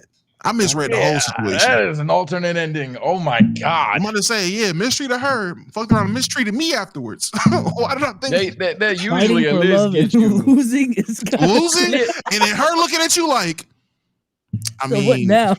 Yeah, like you ain't even get the you got You your didn't even ass have beat, but I it. appreciate you didn't even have a chance. Like, what are we doing this for? That was the birth of my villain story. I'm not gonna lie. That started some bad shit. A large pizza and 2 dime bags. And no cat on the air mattress on the floor. Tasona Meeson. He's on fire. $4.99 says, wait, nah, Omar, that's too specific. Sometimes I me and my friends have conversations. Not saying I ever did that stuff. Not saying I did that stuff, but shout out to Droopy. He's on fire. For $4.99 says, Sage, how do you feel that they might remove host of the year category? Also, should I get Mexican food or Asian food afterward? Today, I'm gonna move for some Mexican today, brother. As far as host of the year being removed, I mean, I don't mind it. I don't want them to though, but I never heard of that. Y'all removing it? This is Droopy. No, Droopy is pushing this crazy narrative. Also, we all know what Omar's gonna tell you to eat. So I'm not gonna lie. I made stir fry the other day. I cooked it way too long. Noodles was mad mushy. So was the broccoli on the reheat, but it was good. It was real good. When my cousins come over, my cousin's coming over tomorrow. I'm gonna put them through the fucking Definitely had to ringer. get my grill bag. They're gonna be streaming up in here. Ask them the hard-hitting questions. Shouts out to Tasona Meeson. We got a lot of support. For $9.99, just bringing it in. Says, did y'all already talk about how Dame gave up ever winning something significant by going back to Portland? what did y'all really like? Realistically speaking, layup. What did y'all want him to sign to the fucking Thunder to be Nikola Topic? Like just show up in Balenci suits all fucking season to win a ring and then be called a ring chaser and then go somewhere else to play? Like what did y'all expect? He made the right decision. Don't get me wrong. He's a loser, but he made the right decision. He got 42 M's to not play basketball for a year and to be a teacher. It's great. Bro wants his wife back. What's crazy about that? His wife is in. He wants to go home. We said that he had Glorilla pussy. Milwaukee is cold. Glorilla ain't giving it to him no more. She's gotten way too famous. He want to go home back to his wife. How is that crazy? You know how crazy it is for Dame to be in Milwaukee and hear so many niggas talk shit and start popping ass afterwards? Them Wisconsin niggas are crazy. Hey, yo, Dame, fuck nigga, hit a basket.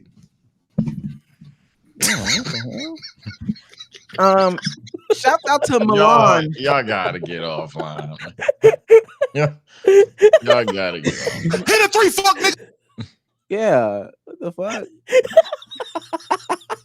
In the background, wobbly wiggledy wobbly wiggledy. Y'all talking about pop. Y'all bored, bro. If you sell my parlay again, fuck nigga. Mind you, he on the bench in a cast. You shouldn't be able to put parlays on Dave. Milan for $1.99. Still in Portugal with friends. Still sending love. Damn, I know he rich as hell. How you in Portugal for a week? Big Bro reacts for $1.99. Hey, Justin G, y'all niggas hiring? Same question. Larry's Conscience for $4.99. He's on fire. Justin G was Hunter Biden's plug before Hunter went legit. Justin G ain't figured out pull out the second YouTube account from the donation. Big Bro React says for $1.99. So Sage is the best driver in LKIB. The versatility matters. Maybe like in terms of racing or something like that. I don't want to find that out, by the way. Don't race, guys. But versatility matters. I enjoy a big body. Automatic DQ. We'll get to the bottom of this when we do our driving test. Glow Zach for 199 says it was the Brittany Renner eyes have opened pod. I don't know what, but nonetheless. What? Bryce Mason for $5. He's on fire. Says, yo, shout out to your workout stream, or Sage, shout out to your workout stream. I don't usually see you live on Twitch because I'm busy, but enjoyed the stream. Salute. Hey, man. Yeah, shout out to TSO, bro. 400 push-ups today because I did the 60 during the intro. Y'all can go to hell. But we got a lot done. We had a little nerd stream that had push-ups in it. Cool kid stream tonight, unless my arms fall off by the end of this podcast. Let's do it. Appreciate it. How many gifts did you get? That stream? Let's see. Every 5 push-ups. I'm gonna say 5 gifted for what? 10 push-ups? No, for 1 push-up. Oh, it's 1 push-up? Yes, they What? Oh no! He lied. I think roughly is that 66 gifted off of that bit alone. I don't know how much we got that day. I'll find that out. Himothy becomes a superstar member as well. He's on fire. Shouts out to him. That's way wrong. I can't wait for you to blow up, man. When Sage blow up, it's gonna be great for all of us. When? Come on, man. I'm comfortable where I'm at. Oh, my fault. My fault. You already blew up, big bro. My bad. No, I'm already here. Like I'm gonna stay here. BG's for $10 says, I'm in the process of getting a crib. Sage, how was the proof of income process as a content creator? They be on cocky since I've been job hopping. Yo, is that hard for you? Pause. Yeah, that actually is low-key a good question. Without getting, I guess, too personal per se, it was a matter of consistency and heavy communication. You have to find the people that are aware of it. I had to lose certain people in power. I had to swap accountants, almost entire companies, even because some people are just old. There's a lot of old people in this game, and then there's a lot of people who are young but stupid in the game. So you have to navigate it to where someone will argue for you very, very, very well. In terms of proving it, again, I don't want to get too specific, but I'll say that honestly, I don't even want to go down that road. Communication is key, dog. I know it sounds corny. Obviously, you need your education. You need to know what you're doing. You need to understand things that you don't understand right now. Take your time. You'll be confused. But yeah, you gotta communicate it. You just gotta be straight up. Was it did it stop you from having like offers accepted? Because for me, it was just I'm self-employed. Here are my tax returns. Like, I didn't. Yeah, so it wasn't that bad. That's probably a myth. I won't say a myth. It exists somewhere. But I didn't have you do this? Nah, I'm good. A lot of the times, when you make money that independently and that tax-free per se, whoever is a content creator out there or aspiring content creators out there, you don't know what you really got. So you gotta like mathematicize that up and aim for certain venues per se. But that's probably the biggest obstacle in terms of rejections because I'm a creator. I didn't have too many of that, but you do have to have those double, triple checks, triple proofs of the income you're bringing in.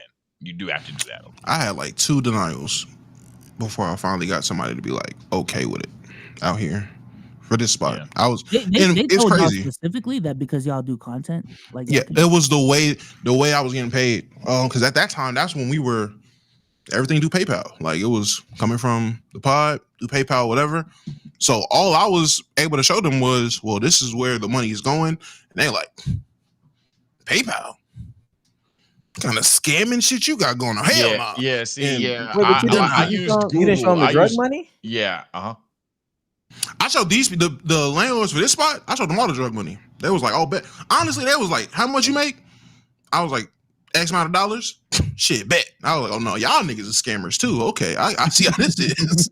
They ain't even put me through 2-step authentication. They was just like, how much you make? Bet. They said, what's your name? That's Damo 97. Fuck it, run it up. Can you pay? Can I get in the video? Can you pay first months? Right now? Yeah. Oh, they asked about them video. You got money for the first month, right? Fuck it. You got half? Yeah. Shit. You got insurance? You got the insurance too? Renter's insurance? It'll be easier. Yeah, honestly. Shouts out to Press Play. He's on fire. My ceiling leaking. What? $4.99 from Press Play says Damo, new father to be in December from Durham, North Carolina, now in Tennessee. What's your biggest new dad advice for the first child? Biggest advice is don't nobody know what the fuck they doing, man. You're just winging it. At the end of the day, love your child, do what you see fit, and it is your child. I don't give a fuck what nobody say, grandparents, cousins, whatever. That is your child. Whatever standards you hold for your child, uphold them. Whatever you don't want your child doing, uphold it. That's your kid, my nigga. Just love him. Spank them early, spank them often. Shouts out to Blazing Fire. Shout out. Superstar member for 11 months says, are we getting membership reaction videos again? My favorite was the Hoarder series. Listen, they're not going to like what I have to say. We got to have a conversation this week. Blazing Fire, I got you. Okay. Oh, God. While I ain't got no job, while my hips hurt from sitting in this chair, we're going to get some content out. Droopy for $1.99. Did B-Souls have a Paul Pierce incident? You don't have to answer that. Shit in my pants. No, I did need to take a shit, if that's the question. Like, I could say it loud and proud. Gas for $4.99 says, I speak for everyone when we say we have all sucked some for a rip of the Benjamin button. This Benjamin shit, bro. Slim. This podcast, this bro. Benjamin. We have some of the dumbest memes in lore, bro. Some of the dumbest lore, bro. Hell was that? Sucking some dick for the Benjamin. It's crazy. Let me speak through this because we ain't got no clips. Tayshawn Holloway for $1. Nothing to say. Shout out to Move Like Jay for $4.99. He's on fire. A lot of people that want to call people woke for not laughing at a bad joke should do stand up then or make content to see how that goes. That is. I agree. I agree 130%. That shit is not easy. Was the Glows accent? That might be a repeat. Okay, I don't have to read that one again. I don't know. Maybe something twice. Last 3. Tasona Meeson are 4 or 5.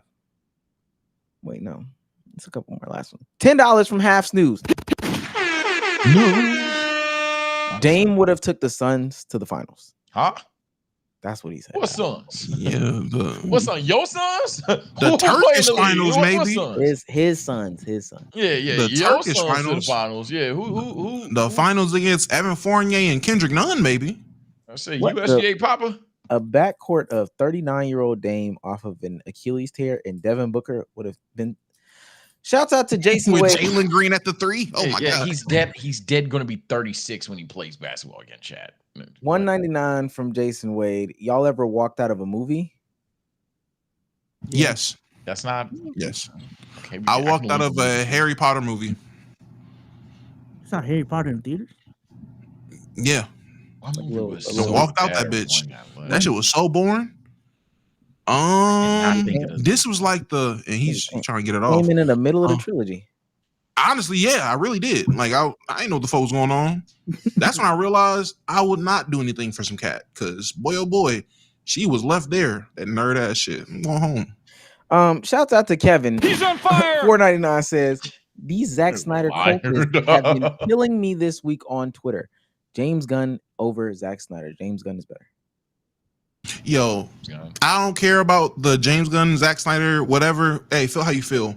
You clowns that are really doing your damnedest to like put down this Superman movie is so hilarious because when that Mid-Tastic 4 drop and y'all get to trying to praise that bum ass shit, I can't wait to rain on y'all parade. You ain't even got to try to rain on it. It's just gonna be ass.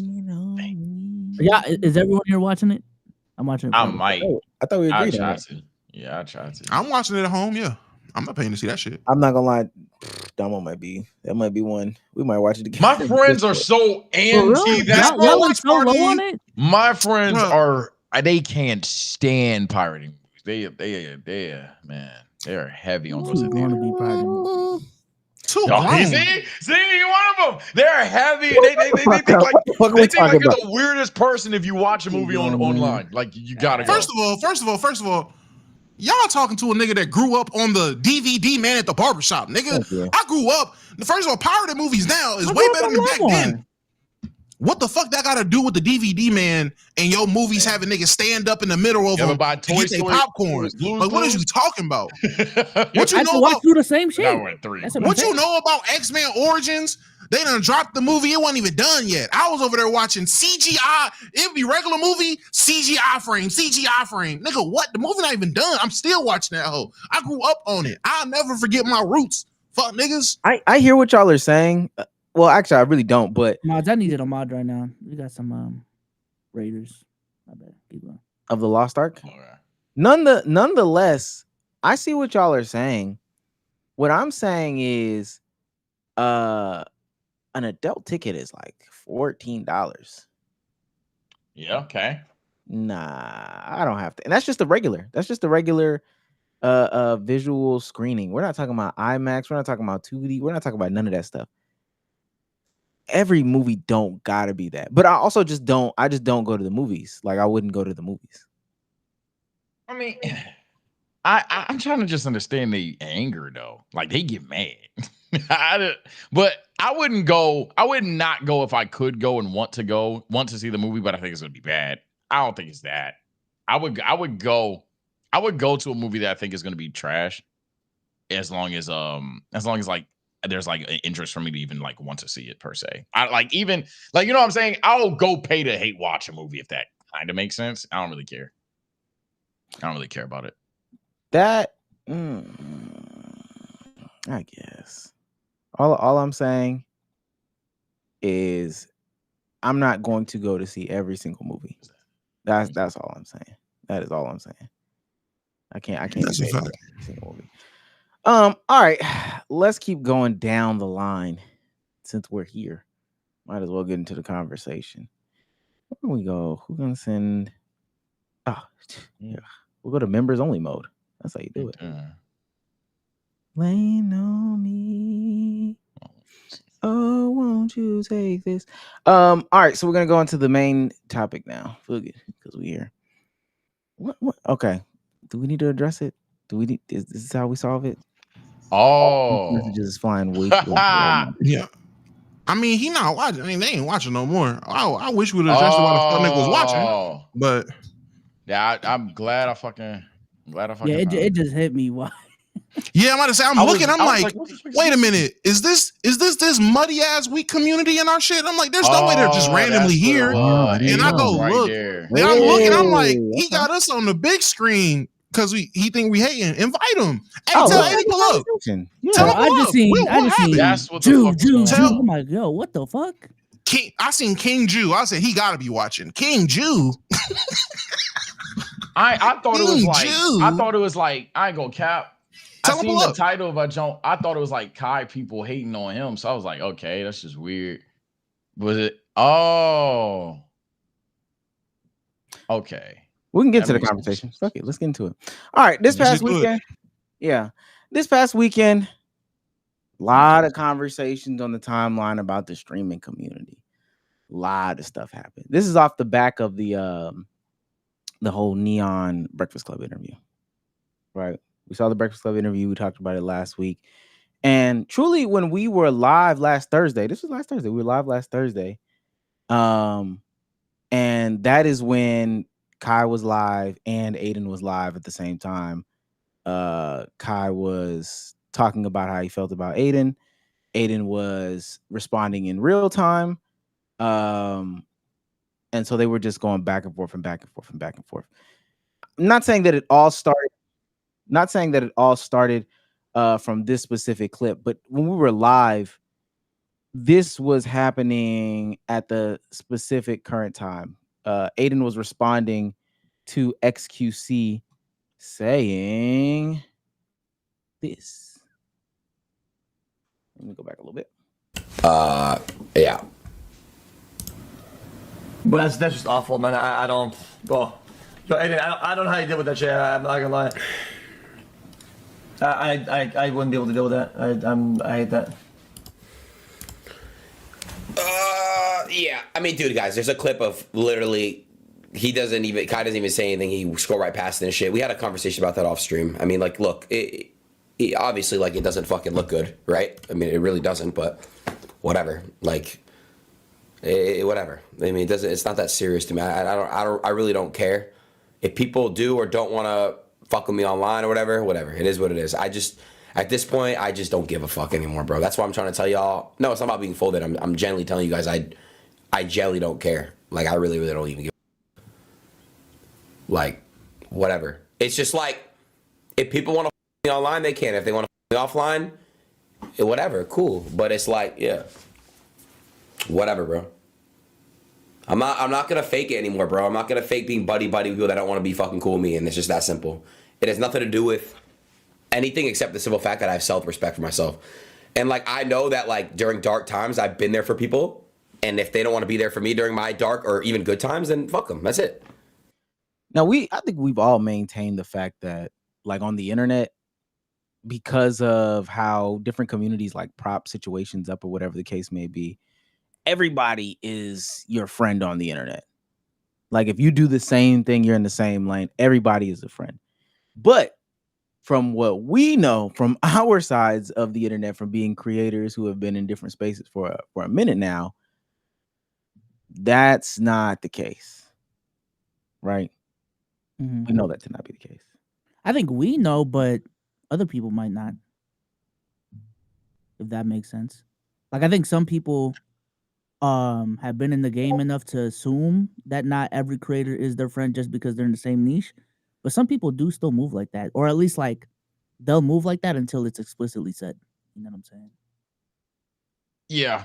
Yeah. Well, not even unfortunately. People just not everybody's going to jail together. The industry is not to, I guess, jump the gun here, but industry has definitely become somewhat like competitive in a way. But for the most part, when it comes to like creators being cool with each other, I mean, they're people. Everybody gonna be cool with each other. That's how it goes. Oh, we might have to put this on pause. Oh no. What now?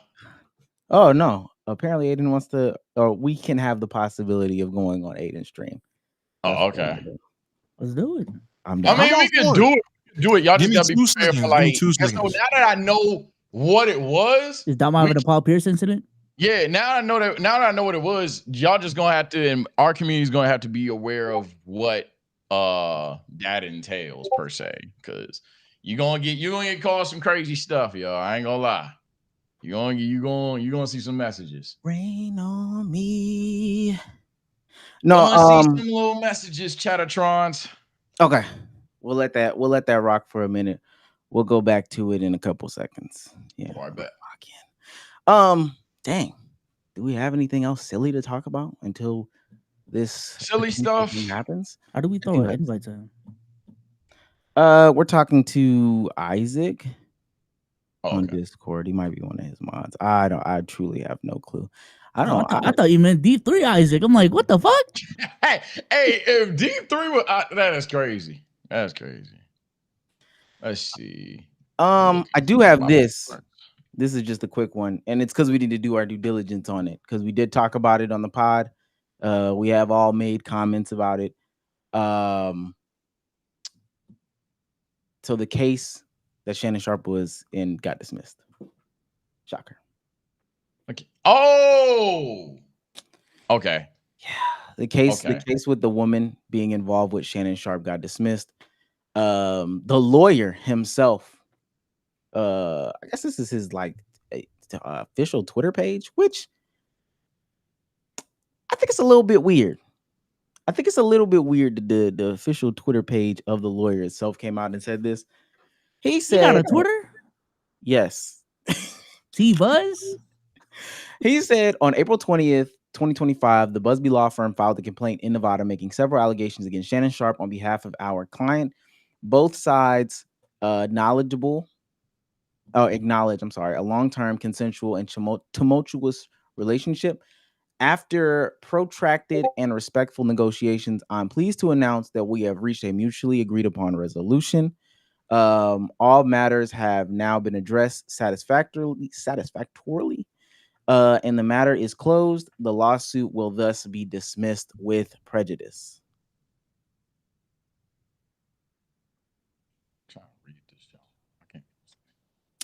Now, that doesn't mean anybody. At the bottom. The pic is crazy? Yeah. The one at the bottom. That doesn't mean that anybody is admitting to anything publicly outside of, this relationship was toxic at best. It was consensual. As they both sides agree that it was consensual, though. So there's that in that. Dang. Nobody copping, please. Nobody apologize. Please about what?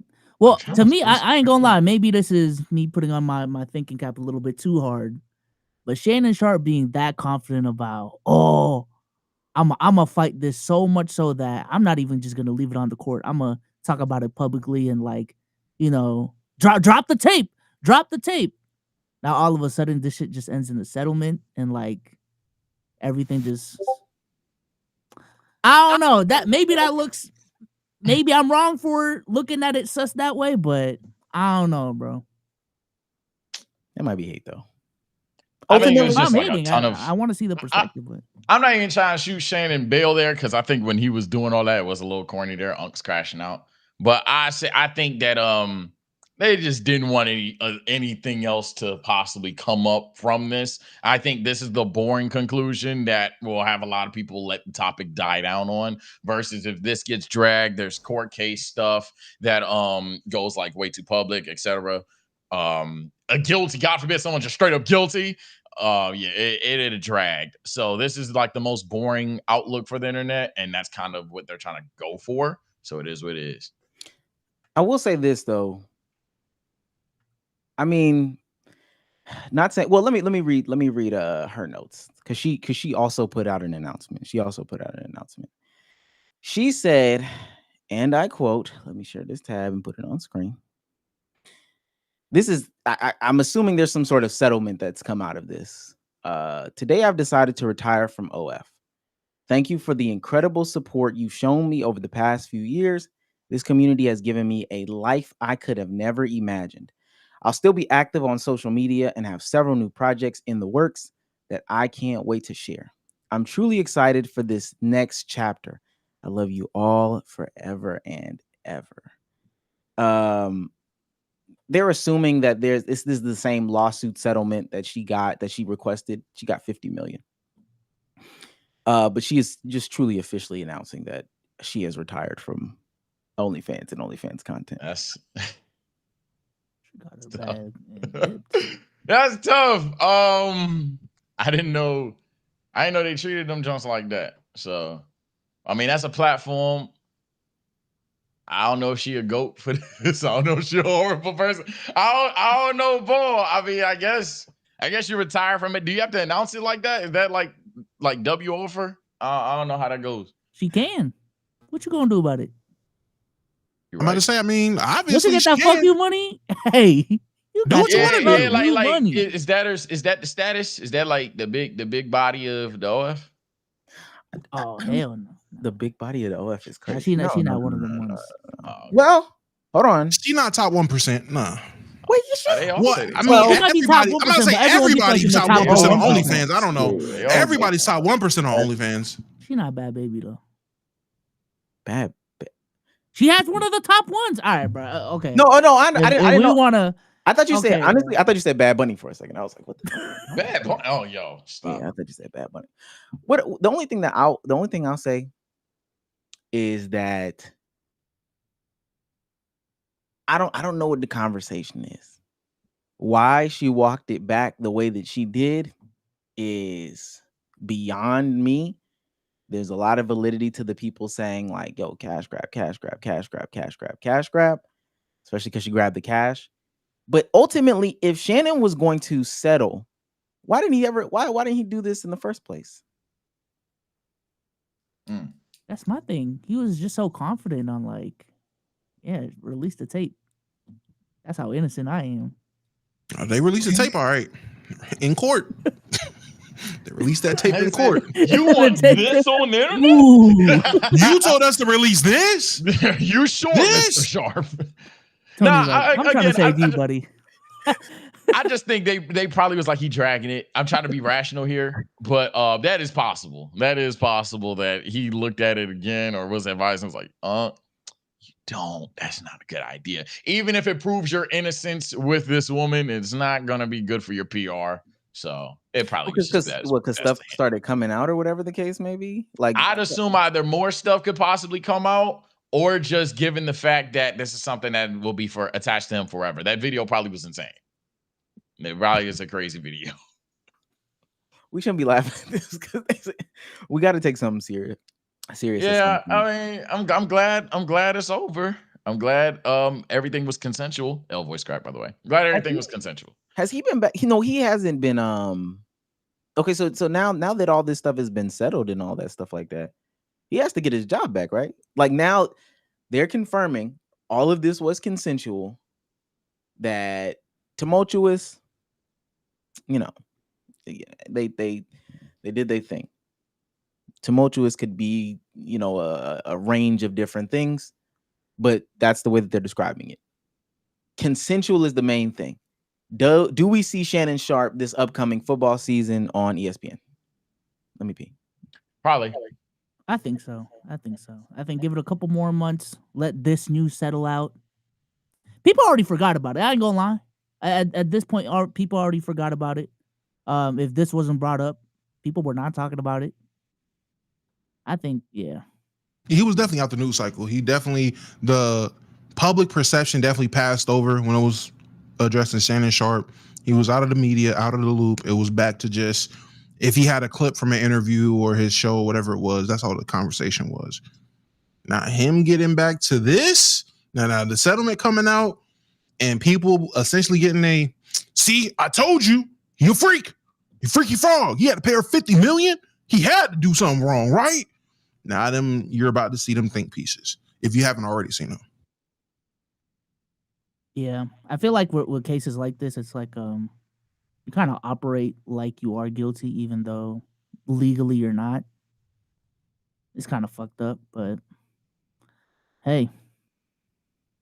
It's kind of sad that literally public perception is genuinely guilty until proven innocent, when the court of law is innocent until proven guilty.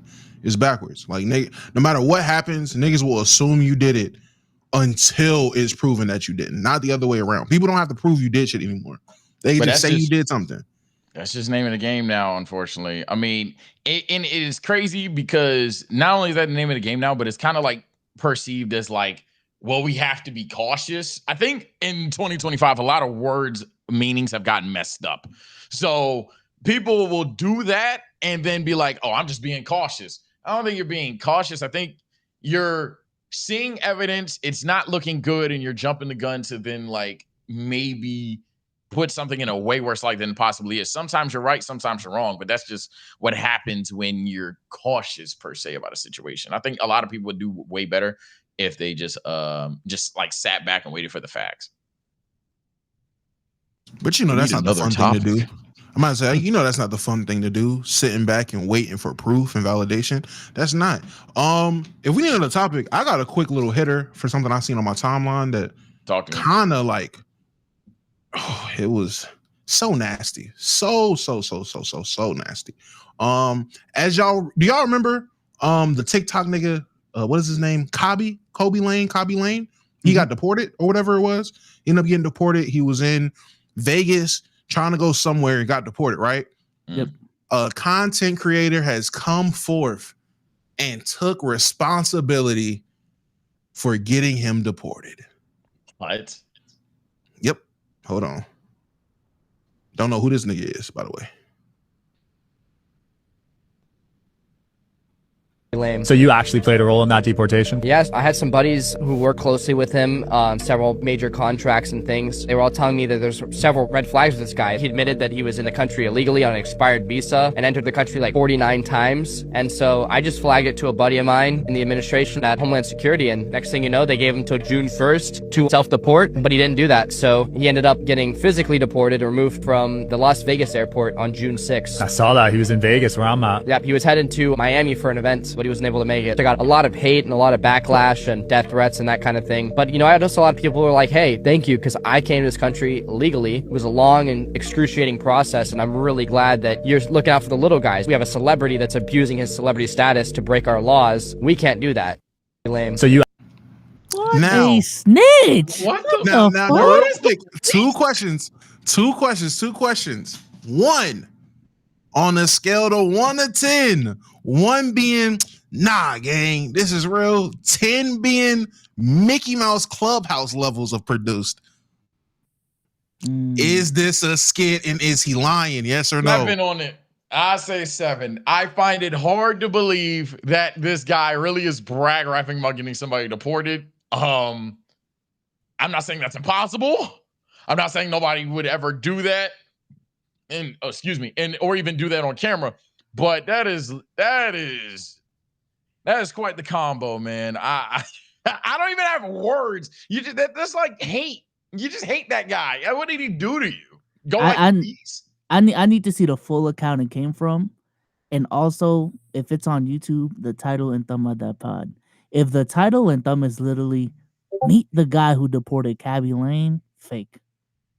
That's the thing you're known for. What the fuck? I mean, the MAGA influencer. I mean, hey, you know what type of time they on right now? This tracks. I'm assuming you missed the whole thing, Omar, or did you? No. I saw the end portion of it. I saw the end portion of it. Yeah, that's weird. That's weird. It's a lot of people doing. How can I say? They think it's a flex to. They think it's a flex to. Can I say? You can say deport, right? You can say deport. Yeah. I believe it's a flex to deport. I don't know why. Let me say Souls, because he said a bunch of people who were here legal immigrants were so mad at him that he was abusing celebrity status. Souls, were you mad at Cabby Lane for abusing his celebrity status? You trying to get me caught up? No. No, he trying to chat. That was nasty. I ain't gonna lie.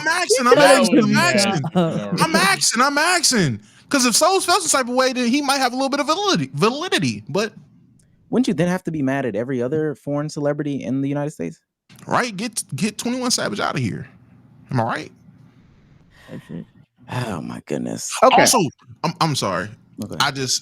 Did y'all know Slick Rick was British? Super random. Yes, super random. Yes. I found out yesterday. I did not know Slick Rick was British, bruh. I swear to God, I did not know Slick Rick was British. I don't think it's like what's like he spent more time in the US now than he had. I mean, yeah, now because he's like 56, but he grew up over there and everything, then moved here when he was like late teens, early 20s. He's a Brit. I didn't know that at all. Like, at all. That threw me off. He was 11. Oh, somebody lied to me. My source lied. Oh my gosh. Go the fuck here. Oh, no. It was the dude. No. My fault. It was a dude from Sinners. My bad. It was a dude from Sinners that came over when he was 17. The old dude. The old dude. Virginia Delroy? Slim. Yeah, Delroy Slim, whatever it is. Oh my goodness. Alabama Slim, whatever he was. Yeah, him. He was the one that came over when he was 17, and I got it mixed up. But yeah. I didn't know Slick Rick was British, though. That threw me off. Yes, Slick Rick is British. Can we take this off members only now? I don't know how to do it. Be careful. Wait. You might want to wait a little bit, so. I thought it. Oh, no. So, listen. You might want to wait a little bit. You might want to wait a little bit. Trust me. Okay, while we're still waiting, let's go down the line to the other thing.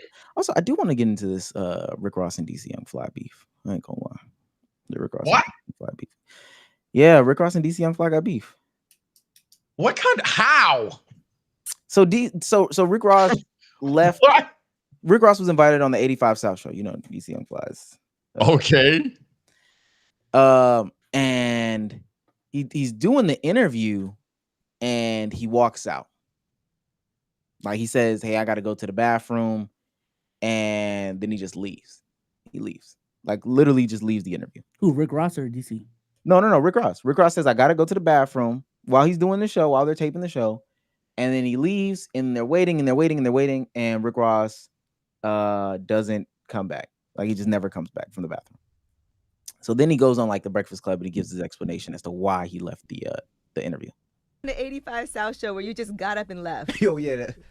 I think I was just really in the zone. I was smoked out good. was in the zone. When I'm in the zone and get one of them money calls, I just ease out that motherfucker. You just left. He got out like he's in the club. He didn't get out the back door. I was like, did they do something?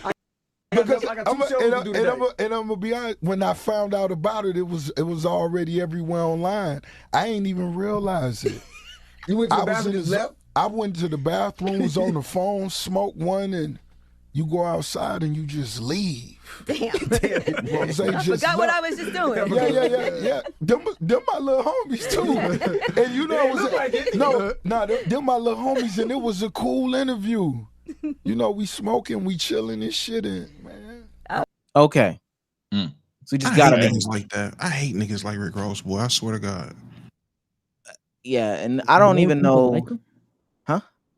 There's more than one person. There's a lot of people that act like Rick Ross. Go ahead, Omar. Go ahead, because I'm about to start rambling. So then DC Young Fly goes on to the Rory and Mal show, and I think this is with Carlos as well. They go on there and they're asked about, the situation.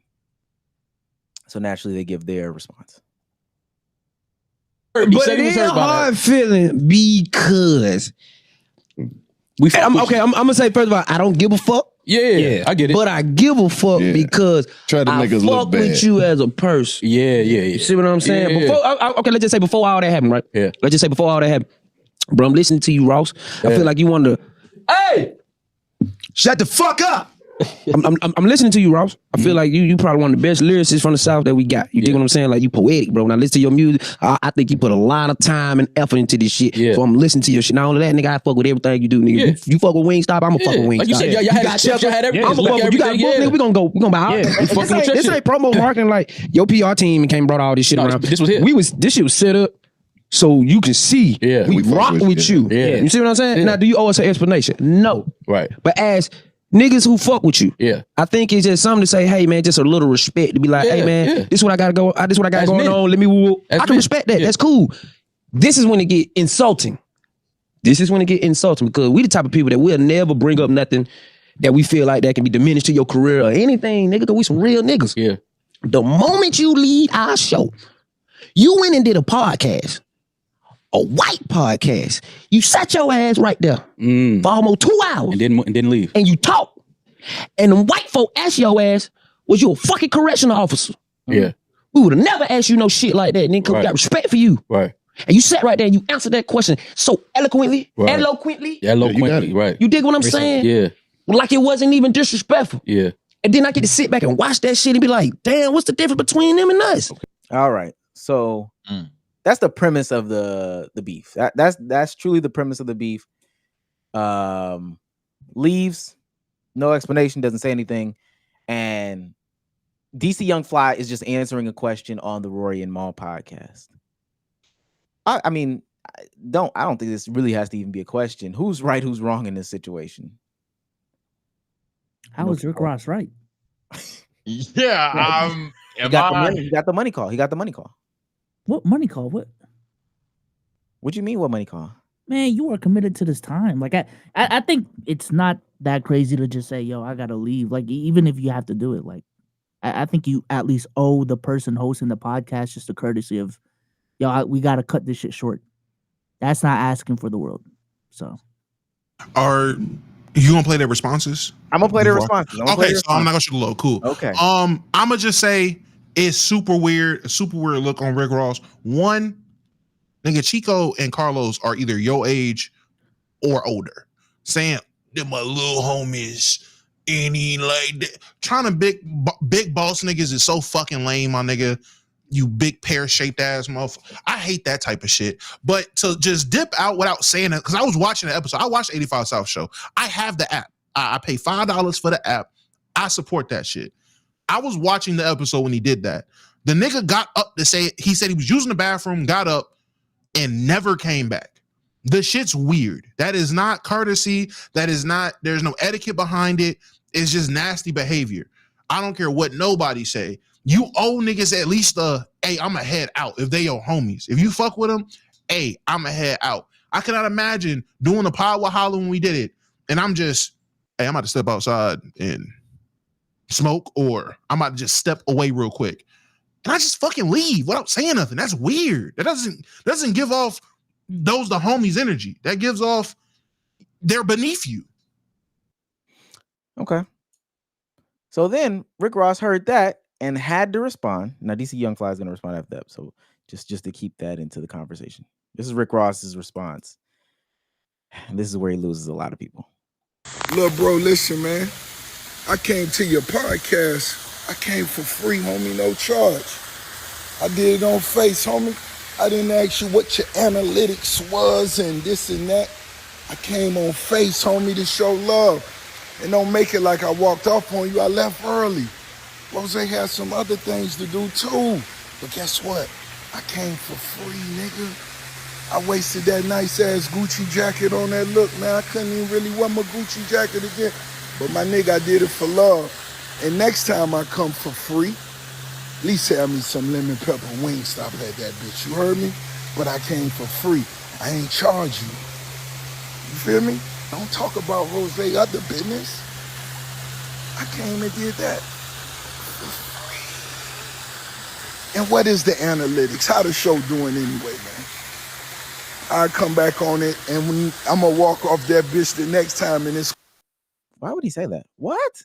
That's so disrespect. Like, this is what I mean. Niggas disrespect. Yeah, he little broing him a little bit. Yeah. Little He bit. clear. Look, I'm about to say from the little homie. He had to say little homies 3 times. That's little broing right there. You already lost me there. Me 3 times. Those little homies. Those my little homies. The little homies. The real littlest homies for real. Like, all right, gang. Damn, we know you big. Shit. I hate the fact that he said he would come onto the platform again and walk off. Walk off again. Like, yeah, I feel like that's why I'm saying it's on some little bro shit, because he's really emphasizing it. Like he's not hiding the fact that he thinks he's like a bigger celebrity, and to be fair, he is. But it's just like, dude, I wouldn't carry life like that. The idea that he genuinely, when Omar says, why do you say that? He genuinely did not need to say that. And when I come back on there, have lemon pepper wings, that could have been a ha ha ha, whatever. You get some people argue disrespect, that could have been a ha ha. But then you double it down and be like, and I bet I leave that Joan again. In fact, even though I ain't asked for the analytics, what are the analytics? Yo, all right, dog. I don't understand. I just don't understand. So DC Young Fly responded. Rouse, big homie. First of all, you know it love. Second of all, I got to call a spade when it's a spade. You say you did it for free. Everybody do it for free, Rouse. You ain't the only nigga. Boosie did it for free. T.I. do it for free. Nigga Busta Rhymes did it for free. Nigga Snoop Dogg did it for free. Everybody who sat on that couch do it for free. Now, that wasn't the biggest moment. Now, that's one of the viral moments, but Boosie episode 8 million. Got Country Wayne shit like 6-7 million. Like, we do numbers, we do analytics. Our analytics, we was the biggest before you came, and we was the biggest afterwards. So you always got room to come back to be on the biggest podcast in the world, correct? You dig what I'm saying? But when you call a spade, it get hot. And where you gotta go to cool off, I'm going to tell Rouse. Yeah, I mean, I don't see. I understand we have to have sides on shit, but I don't understand how he even the way he responded. He could have just been on some. Nah, you're not invited, bro. Nah, we don't need you. But he was like, oh, you can come back, but analytically, we're fine with or without you. And yeah, bro, we just keeping it on. This is what you was on. I don't see how there's another side. That's ego of death. Like that is totally ego of death. Oh, dang, I can't really see. Oh no. Lil Boosie's episode says 11 million. Because I'm trying to figure out. And ultimately, he said 8. Damn. Because I think it went up. Well, if he said 8 million, and this happened this past weekend. Yeah, I'm about to say, did I get the number wrong, Chad? Did he say 11 earlier? No, he said 8. I heard him say 8. Now, if he went up from 8 million to 11 million in a weekend time, yeah. Oh my God. They got motion for real. But nonetheless, and I don't even think it's important, but he's right. Boosie has 11 million. T-Pain has 8. Iman Shumpert has 8. Country Wayne has 7.7. T.I. has 6.2. And those look to be the biggest They have one that's just off the strength that got 5 million and nobody on it, like no special guests or anything like that. And then I guess this is one woman named Temptress, 4.3. Snoop Dogg has 4.3. So this is not like they regularly do numbers. This is Rick Ross, and I fuck with Rick Ross heavy on the music. I do. This is Rick Ross just feeling himself, and truly there was no need for that type of response. Whether it was free or not free, even like they said, just say something like, "Hey, I gotta go, guys. I do gotta go." It just shows a lack of respect, and how he's moving and how he was talking, floating around that pool, also showed a sign of just a lack of respect. Either a lack of respect or an overinflated ego, which I think he is both, honestly. But yeah, I just don't like how Ross handled that situation. I'm surprised it took this long for it to be addressed because that shit happened damn near a year ago. I want to say like it happened a minute ago. So I'm surprised it just now came to light and niggas are just now addressing it. Kudos to DC and them. They gonna keep it keep it professional. They gonna keep it, hey man, no love lost. Y'all better than me. I'd have called his baby mama. I'm getting Tia on there. Fuck it. Let's have some fun for real. I just don't know how your brain is wired like that, dog. You can't on one end say you try and show love, but then on the second end, like pat him on the head, man. That's weak to me, bro. I don't know. That's because he. Well, I think a lot of celebrities think that they're bigger than what they are. So this is just naturally what Rick Ross would think. But this is where the disconnect, and like Damo said, these people aren't even necessarily young, but I think that they appeal to a younger crowd than Rick Ross, just slightly. There's a lot of demographic overlap, but nonetheless, this is the stuff that tarnishes your name. And I ain't gonna lie, a lot of these bigger celebrities have had their name tarnished lately, and it's sad and it's weird and it's all the things too, to be quite honest with you. That shit is mad weird. I agree. Retweet. No, I don't got nothing else to say. Probably get a couple super chats off, but definitely need to get this before we derail in any way, shape, form, or fashion. Got to get the WNBA conversation off quick. All right. So look, and we've had this conversation 90 times. Honestly, tired of having this conversation. Don't really want to have this conversation for a lot of people that are actively participating in the conversation, but the CBA for the WNBA is coming up. And I know we're talking about money. We're talking about the women's. And with the CBA negotiations, it happened this past weekend with WNBA All-Star Weekend. Did y'all consume any of the content? I know y'all probably saw stud buds on the on your timeline. I did not. Stud buds? I did Yes, not. yeah. I did not. Oh, Hey, how much are you not on the internet at this point? But I low key, like this past. Was it yesterday thing? This past weekend. This is Yeah, a 72-hour stream. I'm on something like that. Wait, 72 hours. You weren't on Twitter the entirety of the weekend. How much? I won't say I went on Twitter, but I didn't get stud buds. I'm sorry. God damn. Damo, come on, bro. Bro, first of all, I'm not going for it. I'm not going for it. I already asked Gronk to expose the most visited people on my profile. Sage is up there, so I know Sage is on there. I know Sage is on Twitter. Podcast member. I streamed with you. What the hell? I asked Gronk, buddy. I know you be on there. I know you be on there. I know you. You top 10. You top 10, buddy. You top 10 visitors. And what is my number? How many times? It was like 4. On your profile? On my profile specifically, yeah. Okay. That was the average. I want to say that's the average visits in a day. Oh. Daily visits. Oh, in a day? Yes, daily visits. It said around 4. Lois said 18. I was like, damn, I ain't know Lois on shit like that. That's crazy. Damn, 18. Yeah, I was on your page a couple streams ago for the Chris Moose stuff. That's probably the last time I was on your page. That's all he is to you, Damo. fucking I'm joke. trying to think A the last fat time I joke. tapped the A page. fucking fat joke. That's all I am. Is a Bro, fucking but fat joke. I see Damo's Sage tweets. Ross over here, bro. Damn. What? Bro, I see Damo's tweets. If they're seeing those tweets pop up, then yeah, Damo tweets like shit. Okay. Buddy. Nonetheless, so the CBA negotiations are truly coming down the pipeline right now. Right? They're meeting. They had the conversations over the weekend. Voiced their displeasures and stuff like that. And not that I hope people don't take away that like from this weekend they're about to get anything from it. They weren't going to come to an agreement during All-Star weekend is what I'm essentially saying. Right? Nobody thought that. Some people did. What? Hard to tell what anybody thought when it comes to the WNBA. Yeah, that's what I'm Such saying. a wide spectrum.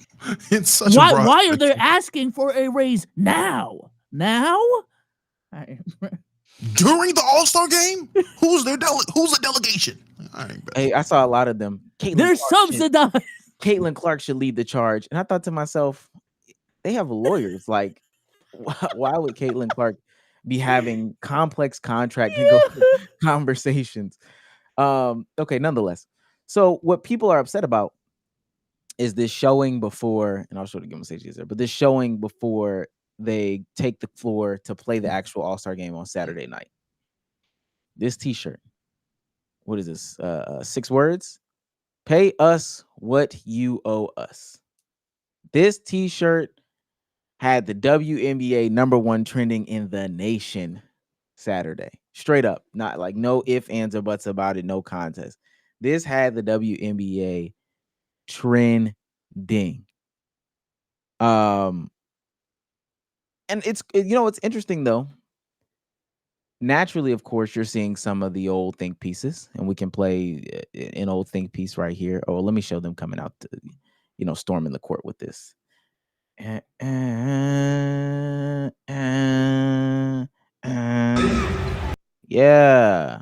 T-shirt. All of them.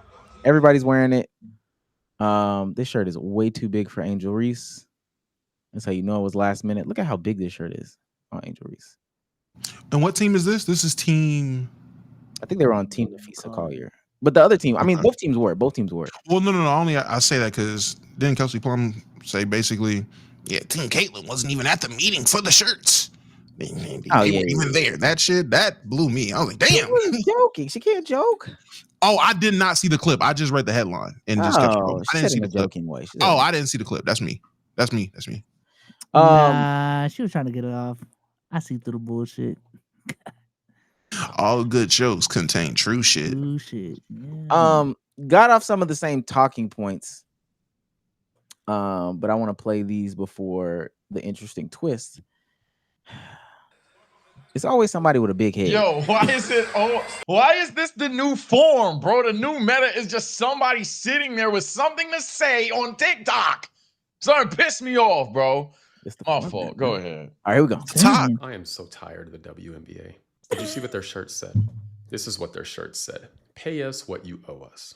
The WNBA, in the entire history of its existence, has never made a profit. Last year, they lost $40 million. They spent $40 million more than the league made. They require subsidies from the NBA to consistently keep them afloat. The level of entitlement is insane to me. Like, this league can't even stand on its own 2 feet. And the players are saying, give us more money. Again, they need money from the men's league to keep them afloat. So rather than saying, let's become entertaining, let's become better, let's do better, let's draw larger crowds, and then let's actually be profitable for a period of time before we demand more money. Now, let's just demand more money, even though $40 million is being subsidized each year to keep our league afloat. It's entitled, and it's pathetic. I hope the owners of this league do not let these women complain their way into higher salaries. Make them earn their way into higher salaries. How about they actually have a profitable year? How about they do that for a period of 3 to 5 years? Like, if you want to get paid more, how about your league actually make a profit? I know this sounds crazy, but many of us are talking about economics and reality, and they're talking about equity in their feelings. If you want more, you should do better. It's that simple. Again, I think it would be a mistake if the owners of this league allowed these women to complain their way into higher salaries. Make them earn it. The entitlement is astounding. I cannot and if I say he don't like women, I'm wrong and trolling though. That format works though. Like Sage was saying, I know he hates it, but I am starting to. Someone got a banger off of me today on that format. How many views did he got? end up What? He got 150K. He ratioed me, man. I ratioed you. What did I do? No. This other dude, because I Oh, made somebody on TikTok. Yeah, because I made a TikTok about why people are dumb for using profitability so much. This and the third. He like did the thing that the TikTok we just watched did. Got his shit off 150K. Damn. So annoying. I hate that. TikTok is an app full of haters, and I love it. I think that's my new number one. I think I hate that content. It's up there with rage bait. It's up there with rage bait. Let me say, chat, y'all seen me counting 1, 2, 3, 4. It is because everyone that has this argument has the same 4 talking points every time. The league is not entertaining. They want more money without bringing in a bigger crowd. Wrong. The league has grown, viewership has grown, revenue and jersey sales, everything that you could point to statistically shows the league has grown in that way. They're subsidized. They're subsidized by the NBA. Is the league subsidized by the NBA? The NBA puts money into the league. They always say that. They don't know what it means, but they always say that. They lost $40 million. They're down $40 million in profit. And then the simple is not entertaining. Blase. I don't watch women's basketball. This shit gets tiring. This shit gets super, super tiring and is disingenuous. I'm gonna need you people that hate women to get out of this conversation because y'all are misinformed. You're misogynistic, and not gonna hold you. You can tell you ain't getting no pussy. Not gonna lie. He didn't even post this on TikTok. Nigga posted that shit on Threads. That's Wait a real. minute, because he posted it on Twitter. He does the same type of content. So just a question for the panel, and I mean, just to get it out there so we can start the discussion in the comment section. Based off of everything that you've seen, 5 expansion teams in like 5 years. TV sales are up, ticket sales are up, everything is up. Do you believe that the players deserve more money? Yes or no? This is just a simple question. Yes, full stop. There's a new TV rights deal coming in. They have increased their revenue dramatically over the next over the last 2 years. CBA agreement is up. It's time for the players to get better rev splits. So I just think this is a no-brainer at this point. I think that people come with bad faith arguments. So much so, like the faith to the bad faithedness is so much so that we're now having people who usually aren't on the side of the players and all this other stuff coming to the argument. This is Ryan Russillo. Over the years, I haven't loved some of the WNBA arguments for higher pay, but now it's pretty simple. If the Vegas Aces sell for $2 million in 21 and are supposedly worth $290 to $310 now, why would you expect the players to receive just 9% of the revenue? The Valkyries expansion fee was $50 million 2 years ago. Today's expansion cost is $250 million. And what other profession would someone as valuable as Caitlin Clark make only $78K? So they have some of the biggest, and I mean the biggest disagreeers, notable disagreeers, coming to the side of the WNBA. One that really triggered people was David Portnoy. Davido Portnoy deal. Okay, WNBA All-Star Game was this weekend. Shout out Stub Buds, if you know, you know. Anyways, the players before warm-ups to the All-Star Game wore pay us what we deserve t-shirts. World War III has broken out. People taking sides, saying they deserve money, they don't deserve more money. I don't know how anybody in the world with a brain, and maybe my brain is just bigger than most, can rationally say the women don't deserve more money at this point. Caitlin Clark's rookie salary is $76,000. Nikki Smokes, Mincy make more than her. It's insane. And I know what people are going to say. Well, this league has lost money. It's a charity league. The NBA subsidizes it, blah, blah, blah. This could have been true for the last 10 years or so. Fair argument. It's not true now. The WNBA is exploding by every single metric you look at. TV ratings, merch, revenue, ticket sales, you name it. Like, they just had an expansion team, the Valkyries in Vegas. The fee was $50 million. They have sold out every single game. They are averaging more attendance than a third of the NBA teams. The franchise fee has gone up to $250 million, which, by the way, if you told me I could buy the Celtics franchise or buy Mohegan Sun, if the WNBA will say, Dave, we will sell you a team, they never would because half the league hates my guts and they're stupid. The management is stupid. The players are, a lot of them, stupid. Don't get marketing. They don't understand why they're getting paid more money. That's a different argument. But if you told me I could pay $250 million and bring a team to Boston, I would sign that check in a heartbeat. This team is, this league is so white hot right now. And I know everyone's say, well, it's only Caitlin Clark. It's a one-person league. Caitlin Clark was 100% the match that lit the fuse, or the fire that lit the flame, or whatever. You know, the straw that stirs the drink. That's Caitlin. No doubt about it.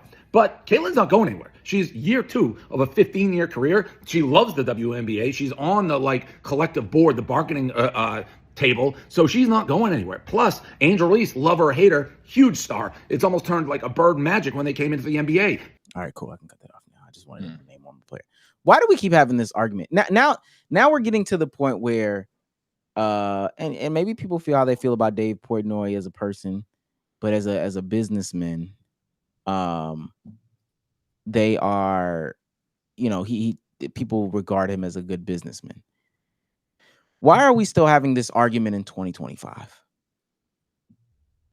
It seems so simple. I can't say people just hate women. People are extremely misinformed and think they know things when they actually don't. And it's crazy because even on the other side of the fence with how people hear me, they think the exact same thing as me. But yeah, I think on both sides of the fence, this is one of those rare arguments where both sides legitimately think the other side is stupid for thinking the way that they do, and both sides are acting smarter or smart asses essentially. Now, who's right, who's wrong? I think I'm on the right side here, pretty strongly, but the other side definitely feels the exact same way. So I think ultimately it's just the internet has enabled motherfuckers to think they're smart asses.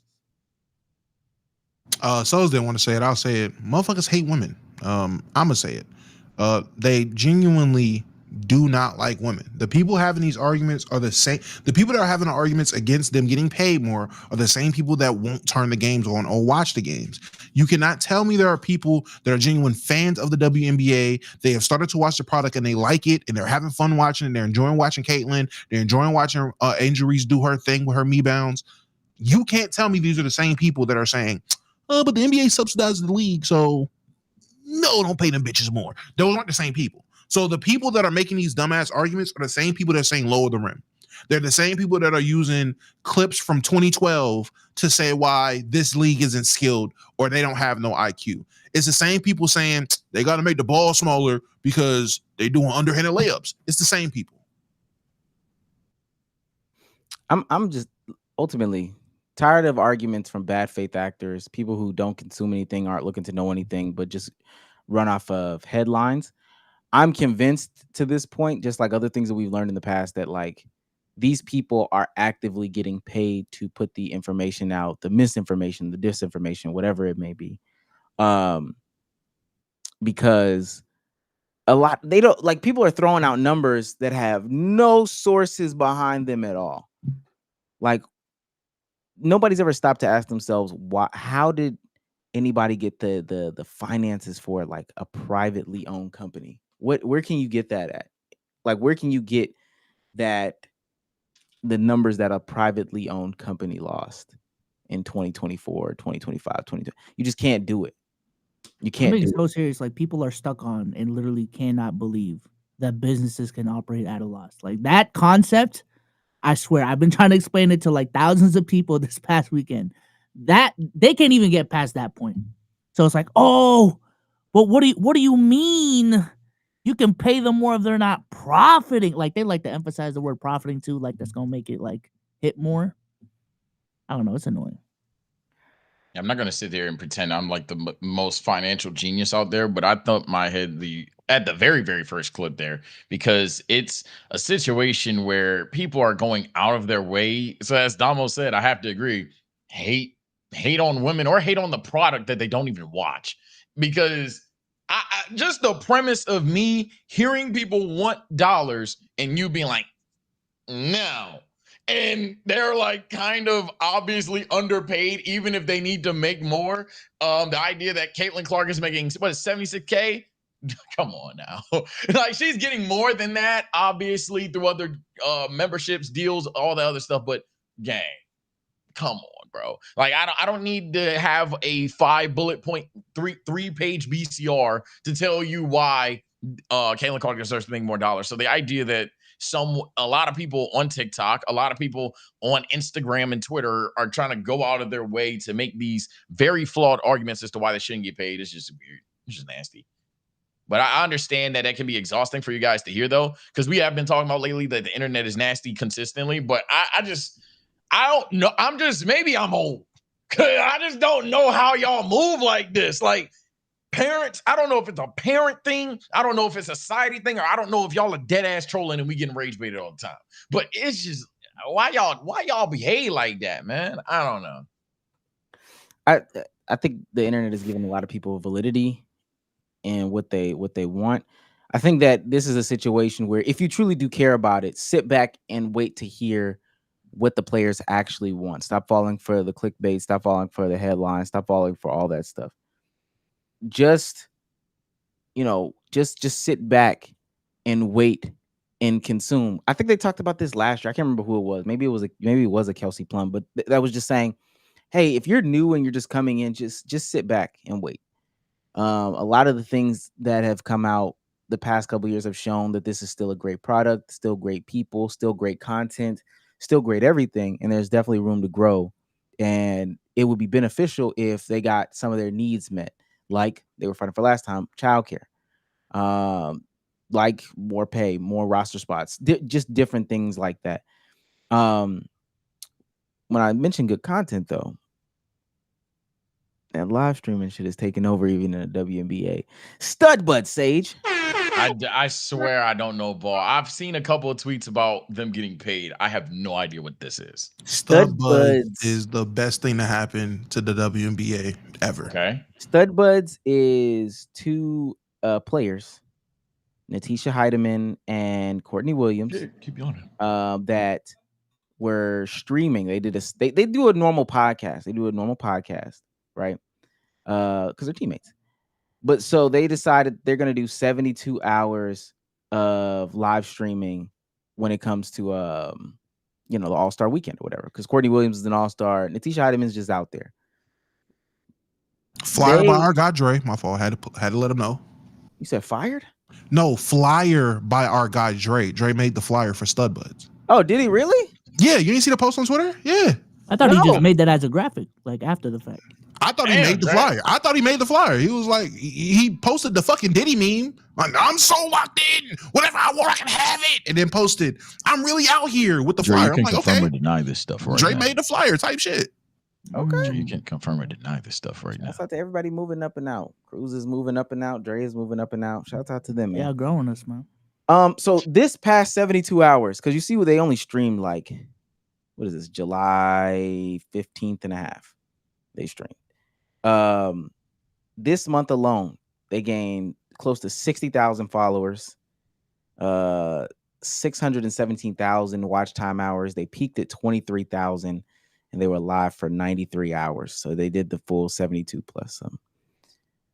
This content, they had the commissioner of the WNBA dancing to Nuck If You Buck. No, what? Hey, okay. This is like so much fun. Okay, cool. Have your little fun, man. Now pay me my money. Nah. 76,000. You imagine they over there? Hey, that's what you owe us. She and that bitch. Look, if you bucks. I got your books. All right, man. They also had Caitlin Clark in the club, and you can't see it here, but she had a little drink in her hand, drinky drink. She was partying hard too. Everybody, there was a party. I don't even know whose party it actually was, but there was a party in which all of the WNBA players came together, and it looked like they just had like the best time in the world. Like, Good for them, man. and all the players were connecting and together and stuff like that. Shout out our guy Gowie, friend of the show. Shout out Gowie. He was out there putting up numbers on Twitter just at the party. Y'all ain't never been to a Stud Buds party. He was at the party? Gowie was there, yeah. Gowie was in the building. Oh my gosh. Okay. Shouts out to them. Wait, do you have a question real quick, Omar? Or? No, what were you gonna say? I was just gonna ask because you even put out the tweet saying like the WNBA has the personalities that NBA players used to have. Like, do y'all think NBA players are moving like this? Like they're having this much fun as the WNBA players, or we just don't see it? They can't have this much fun. Yeah. They're not allowed. Like I remember growing up, you would see like, oh, LeBron and the Heat, they're out partying tonight. Oh, like that shit used to be cool. You don't see that no more because they can't allow themselves to have that much fun because there's always gonna be a problem. There are NBA players that do try to have fun. I don't think Clay just gets on yachts with bitches, pre-Meg Thee Stallion, by the way, and he's just sitting there boring. I don't think Jordan Poole is out in DC just not doing nothing. Like, hey, shout out Kevin Durant for the ones in Discord, you know, KD and the DMV going crazy right now. But they just can't be on camera, can't have a stream where it's showing this. Like it just doesn't happen. The visibility is different. The responsibility that they have is different. People, want to see them as different. They have different brands that'll tolerate less or whatever the case may be. I think that, they quote unquote have fun.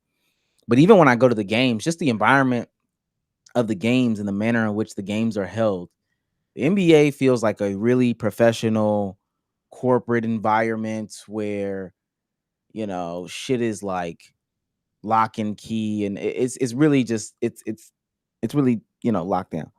Going to a WNBA game, there's more, it's more personal. I mean, they're still walking through the crowd, walking the baseline, taking pictures after the game. If your home team gets a win, they usually have like balls or t-shirts. It's not the cheer squad that's throwing them. If the Atlanta Dream win, the players are the ones throwing the balls in the crowd. They're the ones throwing the balls in the crowd and stuff like that. Yeah, I gotta go to another one this year. You said what? I gotta go to another one this year. I went to Indiana versus Connecticut last season, and I felt like it was kind of an outlier game. I mean, there's There's a clip that's going around from Trey Mann when he went on Cameron Brink's podcast. He was talking about just the differences between showing up like to games, like dressing up. He was like, he loves it for them because they enjoy the process. Like they go, they take pictures, they let it be known, like, okay, they put on an outfit for the game. He said for us, for the men, niggas act like they're not dressed up. Like they act like they're coming here with this crazy ass European suit on or whatever it is, this designer, crazy, fashionable outfit. And everybody's looking down, playing it cool, don't want to take pictures. Like they're acting like they're not fucking dressed up in the craziest attire for the game. Like just shit as simple as that. So if niggas can't even acknowledge they have these goofy ass Harriet Tubman inspired outfits on, God forbid they try to let loose and have fun in the club or at a party or whatever it is. It's bad enough every time you see one of these dudes on a stream, there's a headline of Tyler Hero doesn't believe in history before the 60s. Like it's always some dumb shit. Like it's never done good. Malik Beasley said James Harden is too easy to guard. Like it's dumb shit. That doesn't happen with the women. Even on their whatchamajigs, like their tweets feel more personal. Like everything just feels more personal about the experience right now. And you're not getting that from a lot of different organizations, and they're trying. They are literally trying. So I just think that it's very, very interesting. The things that they have going on, they don't seem so buttoned up. They are expressing themselves in ways that hadn't been known before. Even with the things that were happening with Max has like a live stream going on. I think the Stud Buds were still doing like numbers that were either rivaling them or just doing great. I saw them sleeping and they were and I know this is a bad way to look at it, but I saw them sleeping and they were pulling 5K, and Jay Cinco and somebody else was sleeping and they were only pulling like 2K a piece. Yeah, I didn't get a scope of their numbers, but that's good. They were doing great. So great, in fact. And this is Dave Portnoy again. I know we're doing a lot of Dave Portnoy. Had to come in and say, I think he wants to invest in the Stud Buds. I ain't gonna lie. First of all, shout out Stub Buds. I don't know if you guys saw them. No, you got to explain this to me because that's the one thing that's not in my algorithm. So Yeah, you got to explain this for sure. Stub Buds are two players on the Minnesota Lynx who have like pink hair. They basically have turned into Twitch streamers, and they win a 72-hour All-Star Game stream on Twitch. It was Internet 1.0, and they had everybody in the league on the stream, shit-faced, acting crazy, talking about carrying dildos around, being like, we're strapped. Are you strapped? Never strapped? One of the girls was like trying to hook up basically with Angel Reese at a party. It was everything. Like, it was an unfiltered look into this league, and it was fascinating. They deserve like a reality show. It was also great marketing for the league because everyone seemed to like them and get along. Like Caitlyn would be on the stream, and then Angel is on the stream, and people I thought I hated. And it's like, oh, they're kind of normal, being funny. No PR, no, hey, maybe you shouldn't do this. Like one of them went up to Diplo, had no clue who Diplo was. Diplo's like playing an after party. Oh, I saw that clip. She's basically like, your music stinks. Like start playing like R&B. But it was an unbelievable watch the entire time. I bought merch today. Oh, for the StubBubs merch? Yeah.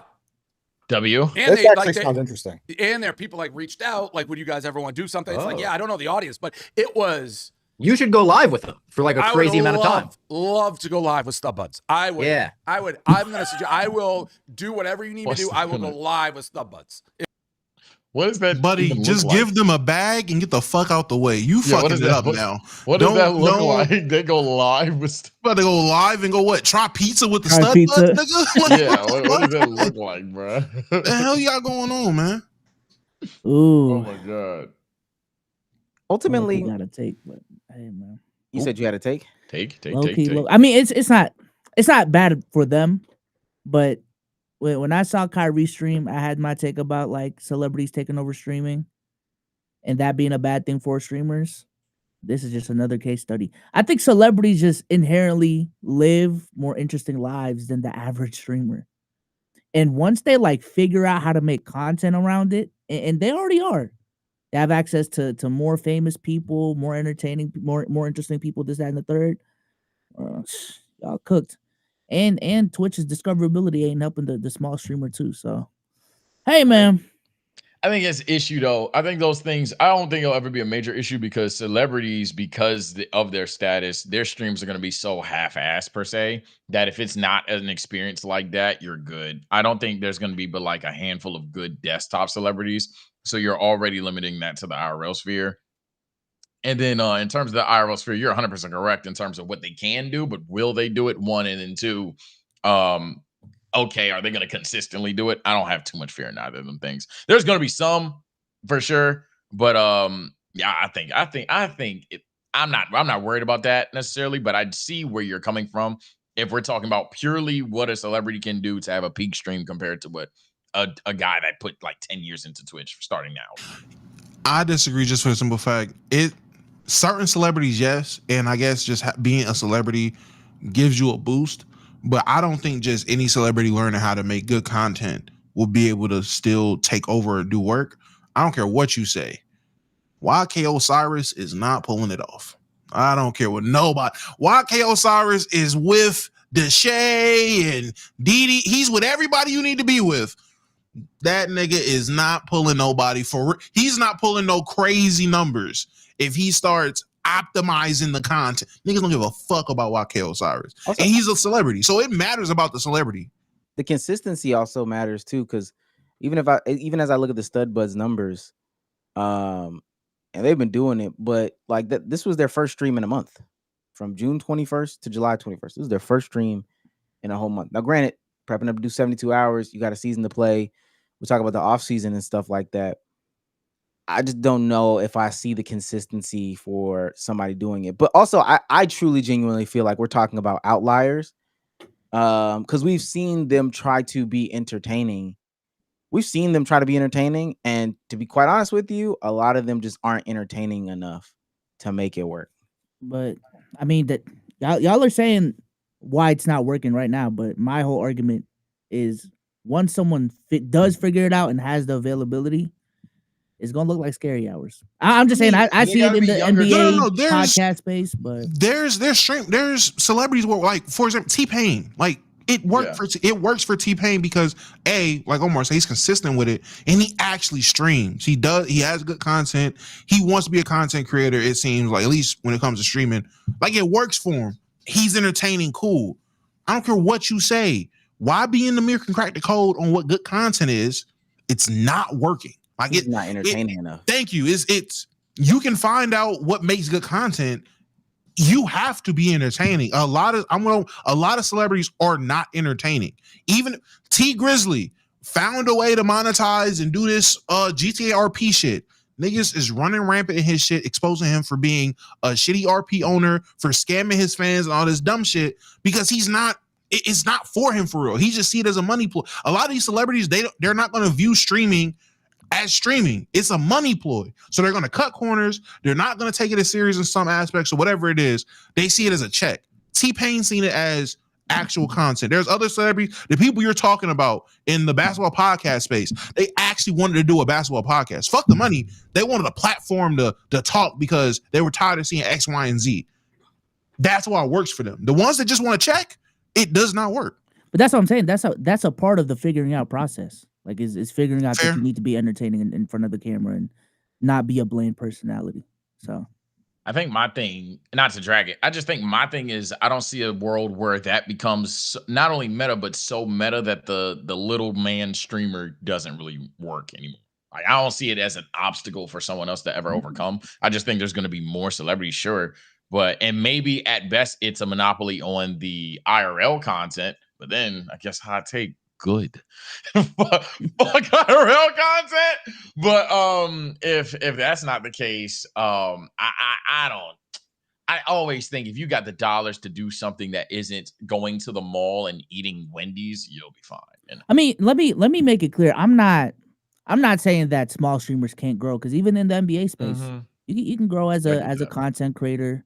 You know, even in a larger scale, the Tonight shows going on YouTube, that didn't stop Mr. Beast from growing. So there's still going to be room for growth. But I do feel like your cap and your potential, your ceiling, that's going to be more defined.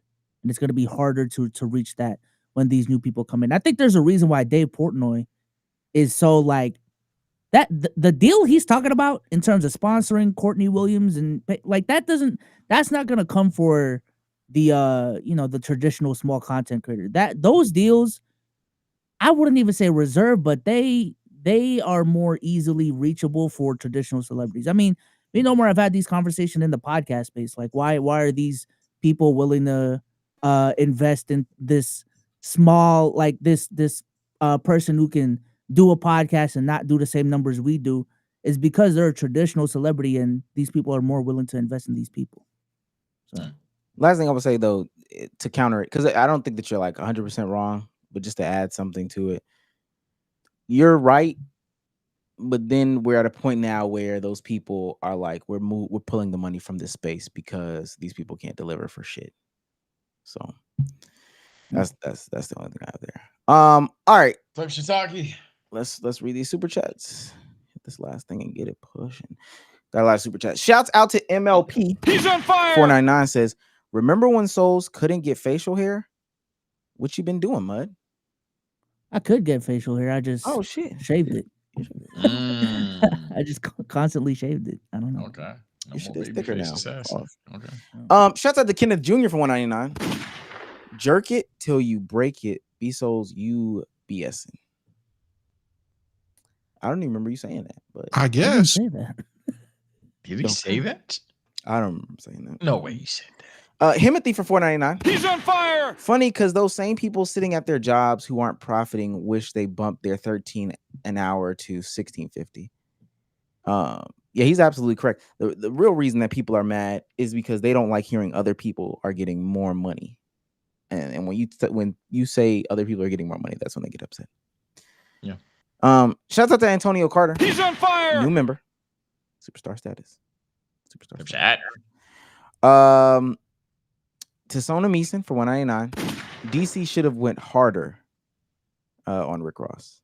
Yeah, he could have definitely been way harsher about it, and nobody would have batted an eye.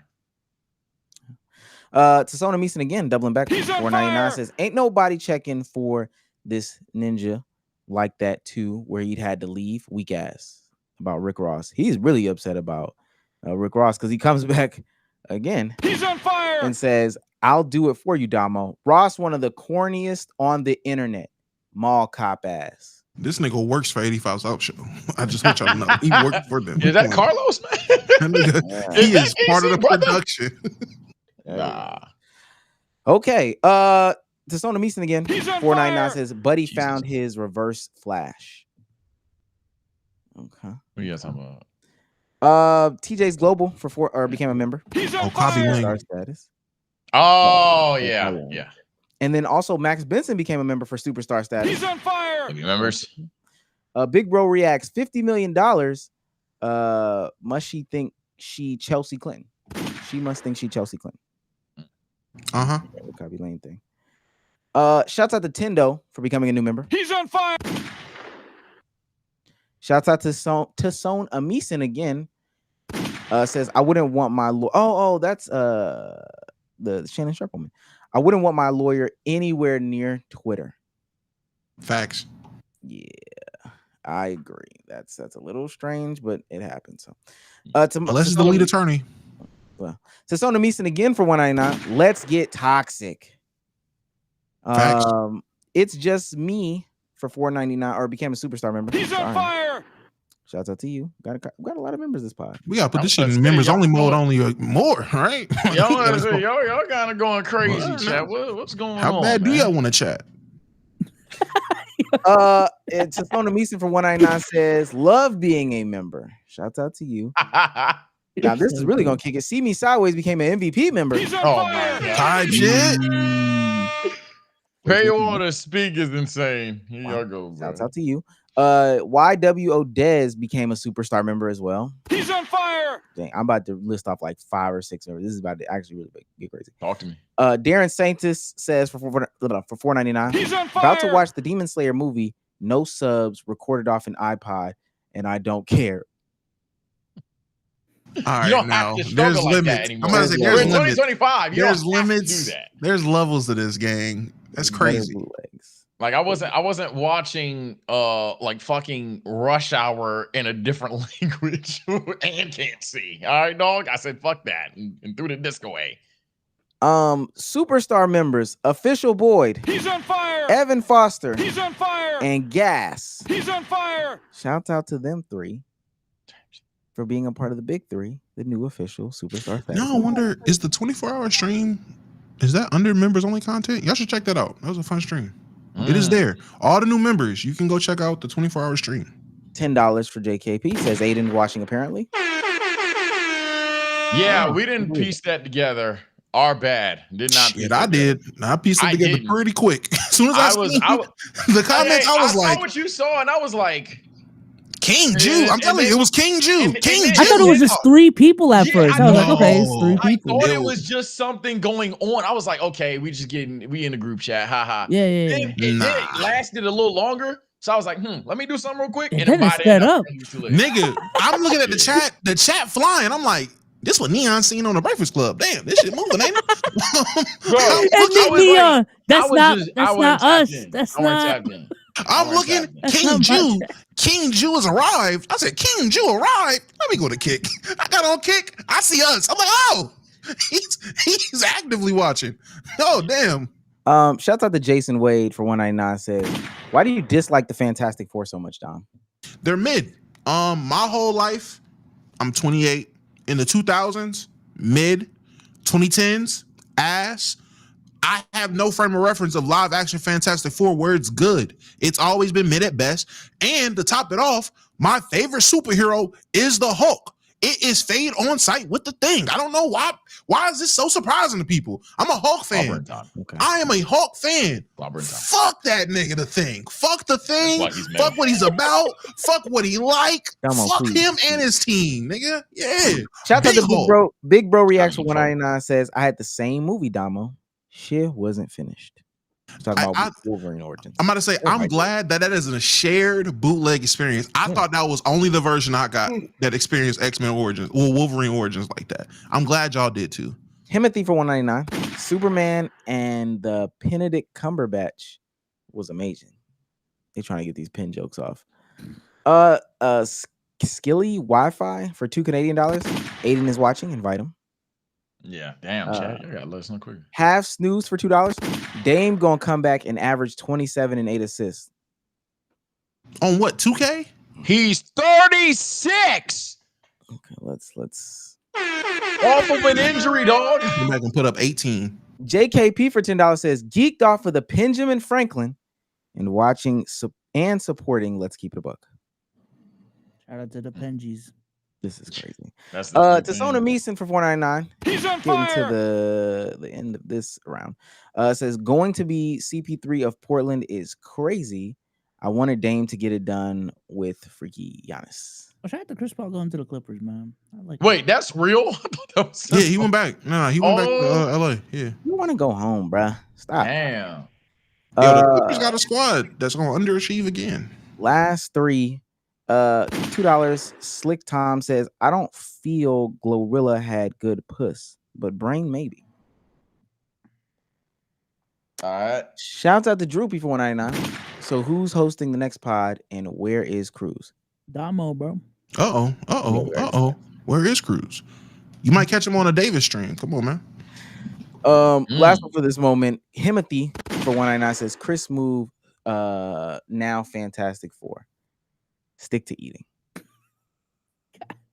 I did not make that up. That's exactly what I was saying. You can't be big on the I can't wait brother. Hey man, I cannot wait for that movie to drop, and it's mid. Y'all gonna be delusional trying to make it seem like it's good. Galactus ain't even taller than buildings. Y'all think that's gonna be a good movie? Oh, they gonna be tight. Oh, that's gonna happen. But can't Galactus change? Size? Man, Galactus is a world eater, and this nigga's not even taller than the 15th biggest skyscraper. And y'all gonna tell me this is a give me your son? Shut up, man! This weak ass movie. Get the fuck out of here. I thought he could change sizes. He can change sizes. He can change sizes. Galactus, the world eater. I'm not trying to hear this shit. Oh my god. Mid. Okay. For sake of the title thumbnail, we could do this in 10. All right. So this past weekend, a lot of streamer beef. We already recapped that. Yep. This is stemming from a lot of past stuff. Just past stuff. Talked about friendships online, and how they are versus the reality of the situation. XQC comments on Cenat not purposefully ignoring Aiden and his calls. Aiden says, we get it. People don't have to be buddy on the internet, or and be friends in real life. If people don't want to fuck with him, they don't want to fuck with him. Cenat comes on the internet to clear all of this up, though, to just be counter the popular belief, to be counter what is being said. First of all, I want to go ahead and say, nigga, I got nothing but respect for Aiden. I ain't never have a problem with Aiden. Aiden is my brother. All because niggas don't see niggas streaming and etc. don't mean I don't fuck with the nigga. Now, what it is. First of all, I want to go. He goes on to say that one of the bigger reasons that he is so distant with them is that the communities come in between them. Now I want to play Aiden's quick response to it and then, get into how this can happen. Say as well. Travis Scott just dropped an album. That's what I was about to say as well. I mean, look, Lico, this is my whole take on this one. I agree with that. Unfortunately, Kai's community could be heavily moderated more than others, but I still see hate threads in Kai shit as well. At the end of the day, but guys, a Twitter community should not represent a streamer. When I had the active 100,000 member community, I couldn't control it. You guys can control it. Look what happened when I deleted it. You guys made 30 other ones with 30K members in a day. You understand? So it's the same shit when Max and Jason came at me for the thing. Obviously, it's all cleared up now. You cannot control one bad apple in the basket. His whole point is that as a streamer, you can't control what's going on with your community at large. And I want to get y'all's perspective on that, because I do I personally agree with the first portion, but we can circle back to that in a second. Do you as a content creator feel as if you have control over your community at large? We just did this stream. We saw like slurs being said in chat and put it in members mode. And I know like it'd be a little bit different for them, but put it on slow mode. Yes, you can moderate your online community. Now on Twitter, is that a little bit harder? And maybe are we speaking from a place of people who don't have like 30,000, member communities to deal with? Possibly. But yeah, you can definitely control your community. You can control it at the beginning.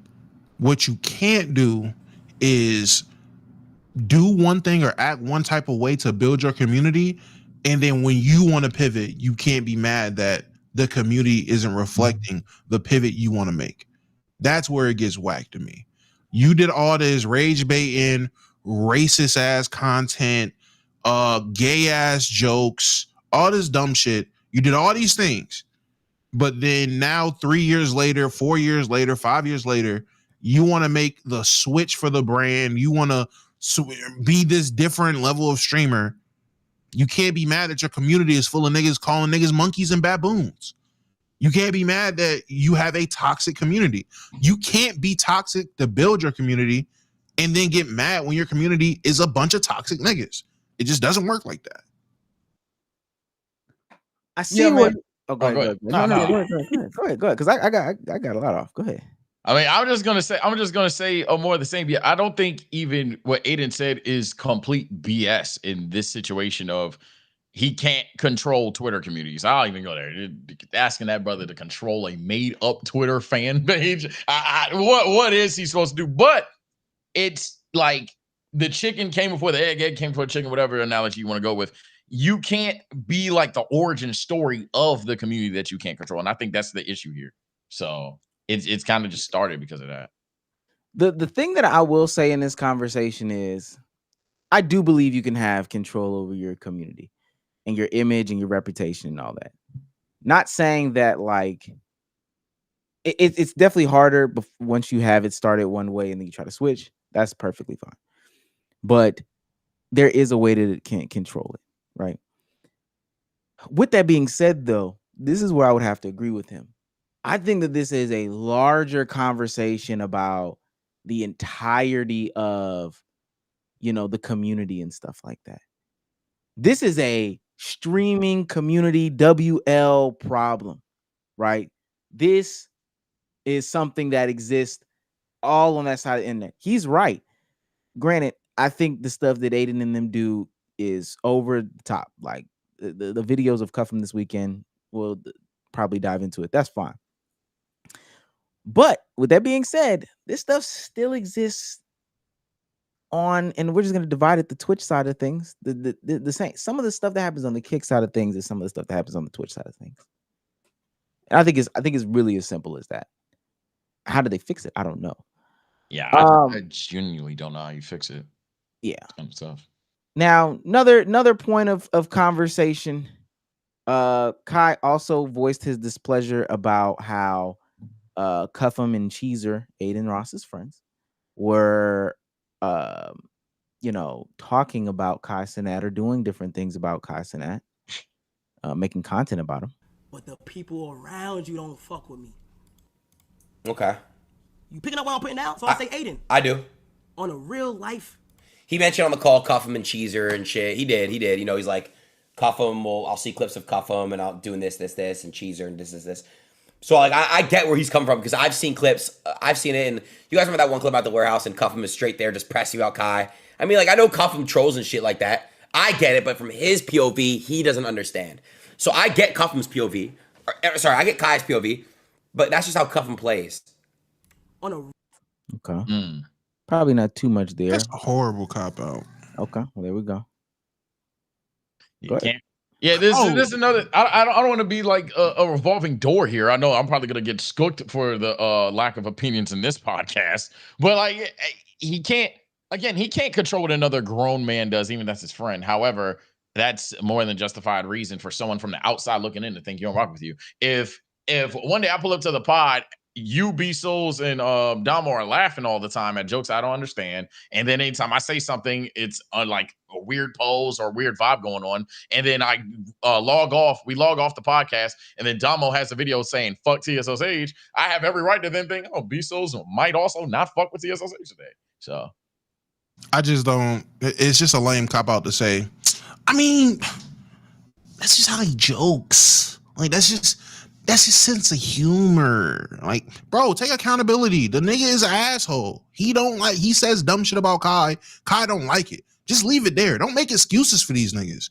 That's the problem. Making excuses for the behavior is not accountability. I know he might have called you a wet monkey baboon Twitch slave, but we didn't say that. That's just how he jokes, gang.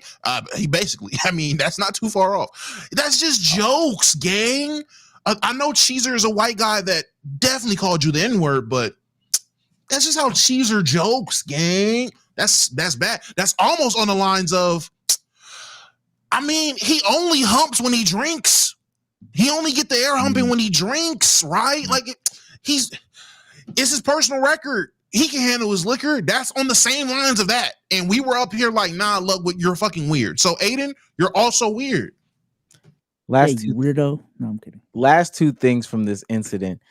Along the lines of caping for friends and giving a lot of bail for friends, there was an incident where Kai shared the fact that Aiden, Aiden's manager called Kai and called him nigga for, 10 minutes straight, not 10 minutes straight, but just minutes straight at 4 a.m. And this is how this interaction went.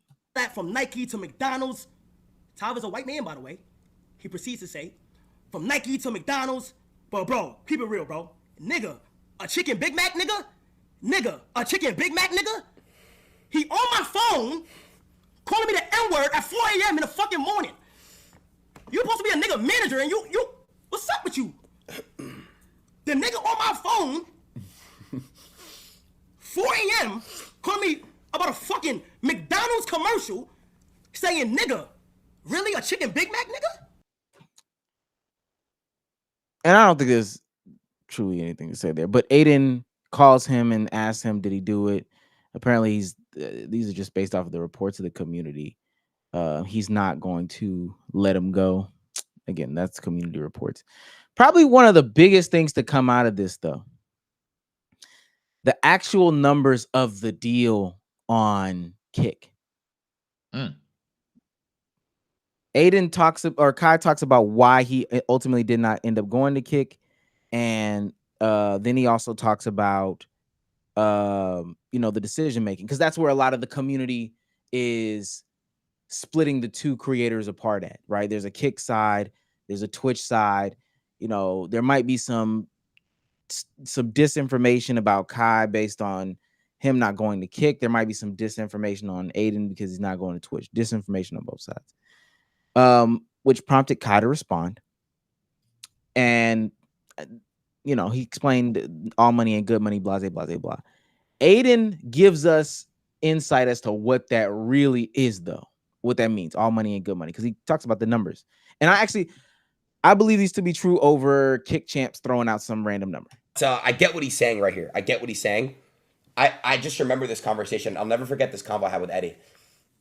Eddie says to me, Aiden, I have like $140 million for you, Speed, and Kai. You get this shit done, you guys, 140 M's for you guys for the first year. If this shit works, we'll re-sign you guys. And that's no gambling, by the way. That was no gambling. If someone did the math on that, 140 divided by 3, I don't fucking know what that is. And that's no gambling, I swear. No. So I get what he's saying right here. I get what he goes on in another clip to say it's like 140. Well, he goes on to say $50 million a piece and equity. Equity in the strong man. Kai must be making a shit ton of y'all money. Y'all have the all money ain't good money. What y'all do for $1 million, 140 and equity. Ooh. Hey, man. I think though, and this is part of my opinion, looking at the landscape of different things. you turned down that money today, and they've even talked about it because Neon left, but you turned down that money today to say in the future I can get more. It was part of the reason that your Rage left. He talked about it when he dropped his video responses about why he left the platform, et cetera, et cetera. But you turn it down today because the thought is that. Oh, wow. I don't know what just happened. Okay. They both got the W thoughts. W. Nice. Great story. Nice. What? That's Playback's way of letting us know. Hey man, wrap it up. Did I log out? What happens when y'all go? It's what Uh-huh. happens when y'all go It fast. randomly happens. It randomly happens. And we started late. I give y'all some grace. That's what happened. What's it called? That wow. The thought is I'm not gonna get that T-Mobile sponsorship for my streamer university if I'm on a Kick, and I don't know the validity to that. I think that a lot of the people find the platform to be like the edgelord platform. You can say what you want. You're just not gonna get these deals. It's just about, are you trading off this money for that money? You might not ever get this sponsorship advertisement money. You might not get the deal with the NBA, with McDonald's. You might not get your chicken Big Mac. You might not get all that if you are signed to a Kick. I mean, I'm gonna be honest. I believe that, and maybe this is why I'm holding myself back. If someone offered me 50 mil to stream for a year, and it's just on some like, stream these hours and you get this money, I'm pulling a Bruce. No cap, and I'm out of here. Give me 50 mil. I'm gonna try to invest it. I'm gonna try to do whatever. I'm out of here. Sayonara. I appreciate y'all, man. My time is up. I'm also starting a record label. Let's put some rappers Big on. 42 is dead ass a record label now. Big 42 is real. I'm gonna have a little group of rappers, and I'm chilling. What 50 M and equity? Come on, gang. Besides, I know that you're tapped into all this, but what it's looking like is that a lot of people are leaving Kick to go to Twitch because they see it as the safer, more mainstream platform. I mean, you kind of just let us know that you would take the deal, but do you think that this streaming war is over? YouTube is kind of bowed out. Rumble maybe was never in it. TikTok Live, as we've been experimenting, has been very helpful. But now with all these people leaving Kick, it's all these people going on Twitch and all these big things happening on Twitch, it seems like Twitch is won. So do you think that the streaming war is over? Yeah, I was about to say, Damo, if you can leave and join back. It's frozen on YouTube side for some reason. Yeah, you're not frozen on us, but yeah. To answer your question, I actually do think it's over, but I don't necessarily think Kick is dead. I think like you made a point in your video about like Kick dying or the war being over. I actually have to give props to Kick in this regard. Like, they have super exceeded my expectations in terms of being a platform not relying on like Aiden and friends. Because I believe right now there's actually more Spanish streamers on Kick than on Twitch now.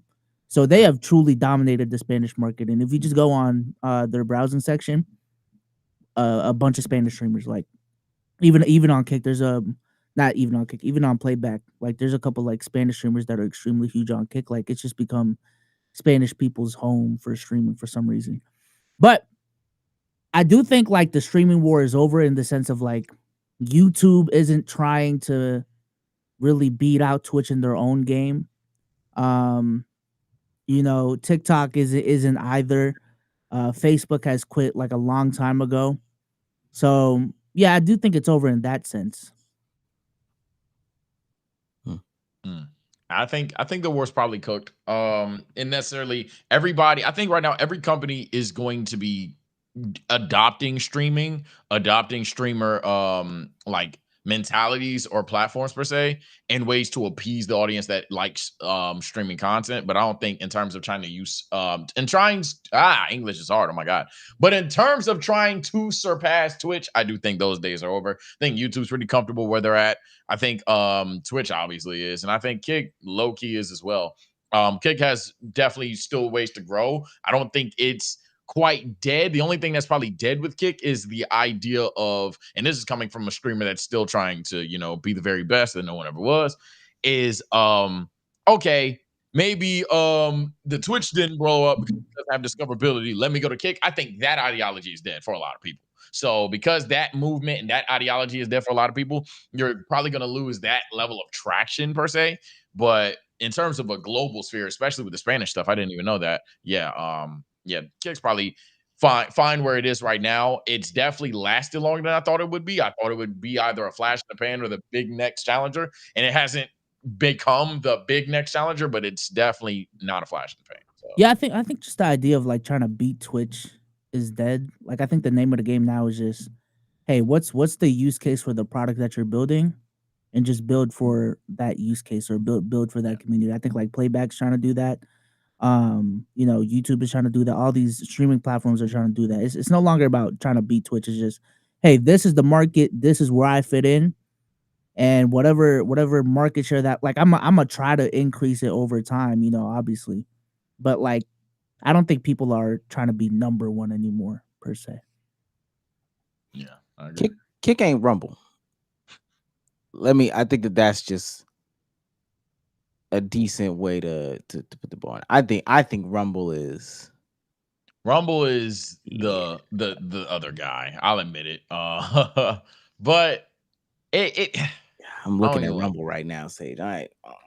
I mean, and let me say, we not speaking too much shit. Again, this is I know people want the opinions and stuff like that. This is where I just don't have the company's business model. I don't know what the strategy is, but maybe you can be supported by just a bunch of like, if I have 50, 60, 70, 80, 90, 100 streamers at one time streaming, and really I should be saying this in the thousands, but I have thousands of streamers streaming at 100 viewers a piece. That equates to the one streamer viewing to 100,000. Maybe that's the play. But I do think that Kick is established itself in its own lane. It's just about growing in that own lane. But I do think that it is a big blow that these content creators are deciding to go to a different platform, and the way that it's been divided by the community at large, and just the conversations that people are having. It looks like it is a either or type situation. You pick one and you promote it, period, full stop. That doesn't help in the conversation at all. Yeah, because for better or worse, Kick has an even if it's not generally true, it has an identity. So because it has an identity or an enigma of, hey, you are a Kick streamer, hey, you're a Twitch streamer, hey, you're a YouTuber, because those are identities that are with those brands. The Kick identity and the Twitch identity have two identities that just clash instantly. They're just never going to be on the same thing, especially if it's come down to a thing like WL on either side, then you're really just one person or another person to like a person that doesn't know who you are. Okay. Let's read these super chats and then get the hell out of here. I gotta pee again. Shouts out to Will you teach me? He's on fire. I love reading these. Why does 0.36% of America commit 50% of violent crime? I'm trying to figure out what I can and can't say. Colored males between 15 to 40 years is 3.6. If 10% of them are active, ... Is it culture or what? I don't know. You're the one with the stats, man. Yeah, you tell us. You're the one with the dangerously accurate, great stats, man. You tell us. Yeah, you tell us. Shouts out to Shinnick for $2. Can the broke niggas talk again? How do you turn it off, for real? I don't know how to turn it off. Oh, there it is. I don't know how you turned it on. Will you teach me? Send $2 more to say Runs you free. Oh, dang, he sent $2 more. I didn't see it, but nonetheless. Yeah. Himothy says for $1.99, Soul's trying to move his mouth to not laugh. I was not laughing, y'all. I mean, Chicken Big Mac made it funny. I'll admit that, but that's about as far as I could go. Saying Chicken Big Mac is 10 times over as funny. Big Bro Reacts for $1.99 says used to give the same cop out for Neon too. Hey, even his fans changing. Damn. Shout out to Sona Meeson for $1.99 says LKIB pivot incoming. Question No. No. No. No. Hey, 10:30 was me. No, it's me too. We could go to kick, right? Mm-mm, For 50 million? I say We for can't 50 go- we million. can't- 50 mil. Oh, 50. Wait. 50 million. And equity? And yeah. we all retiring, right, boys? Hey, y'all don't me, y'all don't three, because after This that, will we out truly be a yab session then. Swear to God. No topics, no nothing. Yeah, I ain't gonna lie. Yeah, we do not. No, I yeah, we not. swear. Once we get to, I we am not producing not nothing. doing all that, dog. We are having a Yeah. good. Hey, Dama, your dream of it being a stream? Welcome. And we firing all the staff. Oh, no? Huh? Here y'all go. No, everybody gone. We just streaming. Like, I ain't gonna hold you. We boot this bitch We not up. even working for YouTube. What? We care about profit over here. I don't know about these other companies. We care about profit. Okay. Getting rid of the whole staff. Bezos put up. It's gonna be the same picture for the thumbnail. The only Maybe thing we'll the question is, do I still have Raise. TSO Sage the separate YouTube channel? That's the real question. 50 million? I might do it. Don't owe you nothing.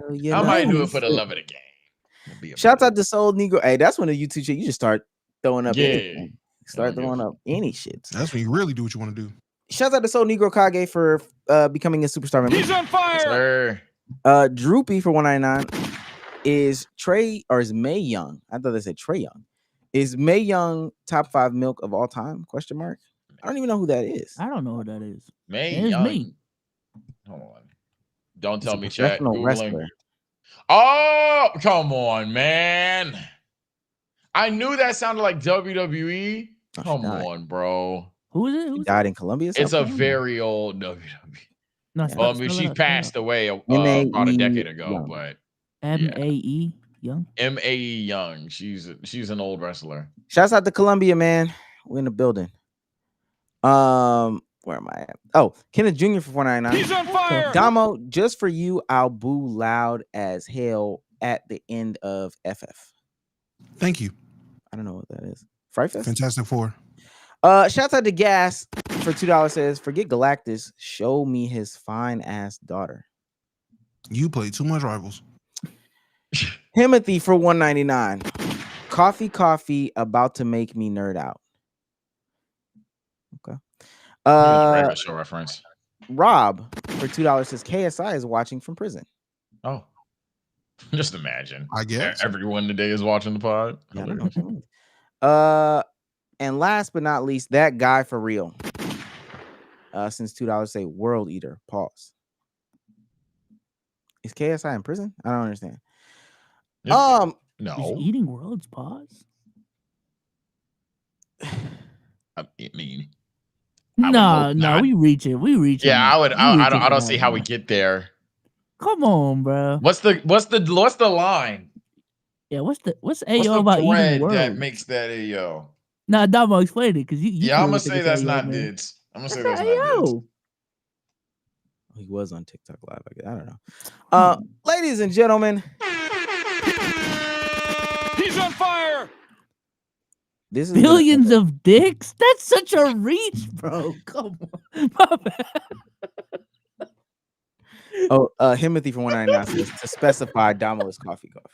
Oh, he Jonah then, bro. I already knew what it was. I remember the last time someone made the joke. Billions of dicks. Type shit. This has been another episode of Let's Keep It a Buck podcast. We appreciate everybody for showing up and showing out. With that being said, be souls. Say goodbye to the people. I appreciate y'all for coming through. My bad we couldn't deliver on the Aiden content that y'all wanted, man. It honestly wasn't even our fault. We tried. But hey. Damo, say goodbye to the poor not the poor people. That was crazy. That's crazy. Wow. All right, chat. It's been your mom favorite midnight snack, and we will be back Thursday. I'm definitely gonna stream either tomorrow or Wednesday though, but we'll be back as a whole Thursday. I will get my head chopped off if I don't bring this power chat up. Ozempic says, one, power. wow. Omar, it be your own people. 2, that's not what I said. 3, you've been getting cooked. 4, you don't even know, you don't even fuck with the group chat for real. And 5, fuck 2024, 2025 Hyundai Elantra. That's a fact. No, but do you still have his TikTok account? I want to see the TikTok account. No, I do not still have his TikTok account, bro. I'm sorry. Isn't Oz from Shreveport? Sage, say goodbye to the people, man.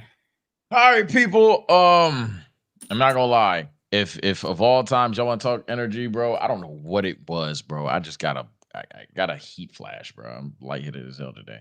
But probably the 400 push-ups that you made me do, something like that. But all troll aside, man, appreciate you guys, man. Y'all take care. Y'all stay blessed. I'm gonna see y'all on what's today? Thursday. See y'all on Thursday. Shouts out to both BGs and Justin G for being the sponsors of the stream. Hey, yo, what the fuck? Yeah. One of the greater streams. Y'all have been great this entire month. We might actually be able to get paid this month. It's just one of the greatest things in the world. Maybe.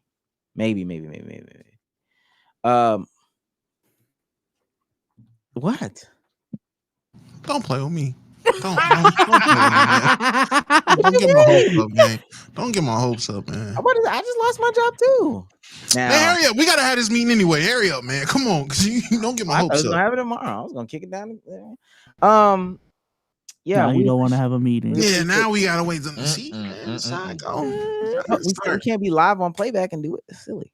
Yeah, we gotta go to Discord. I appreciate everybody for showing up, showing out, especially those that donated, those that stayed with us through the ebbs and flows of this episode, those that are audio listeners, all that. This has been a great month. Let's continue that train, please, and thank you. See it in our pockets. I just mean viewership, Bezos. People are sharing.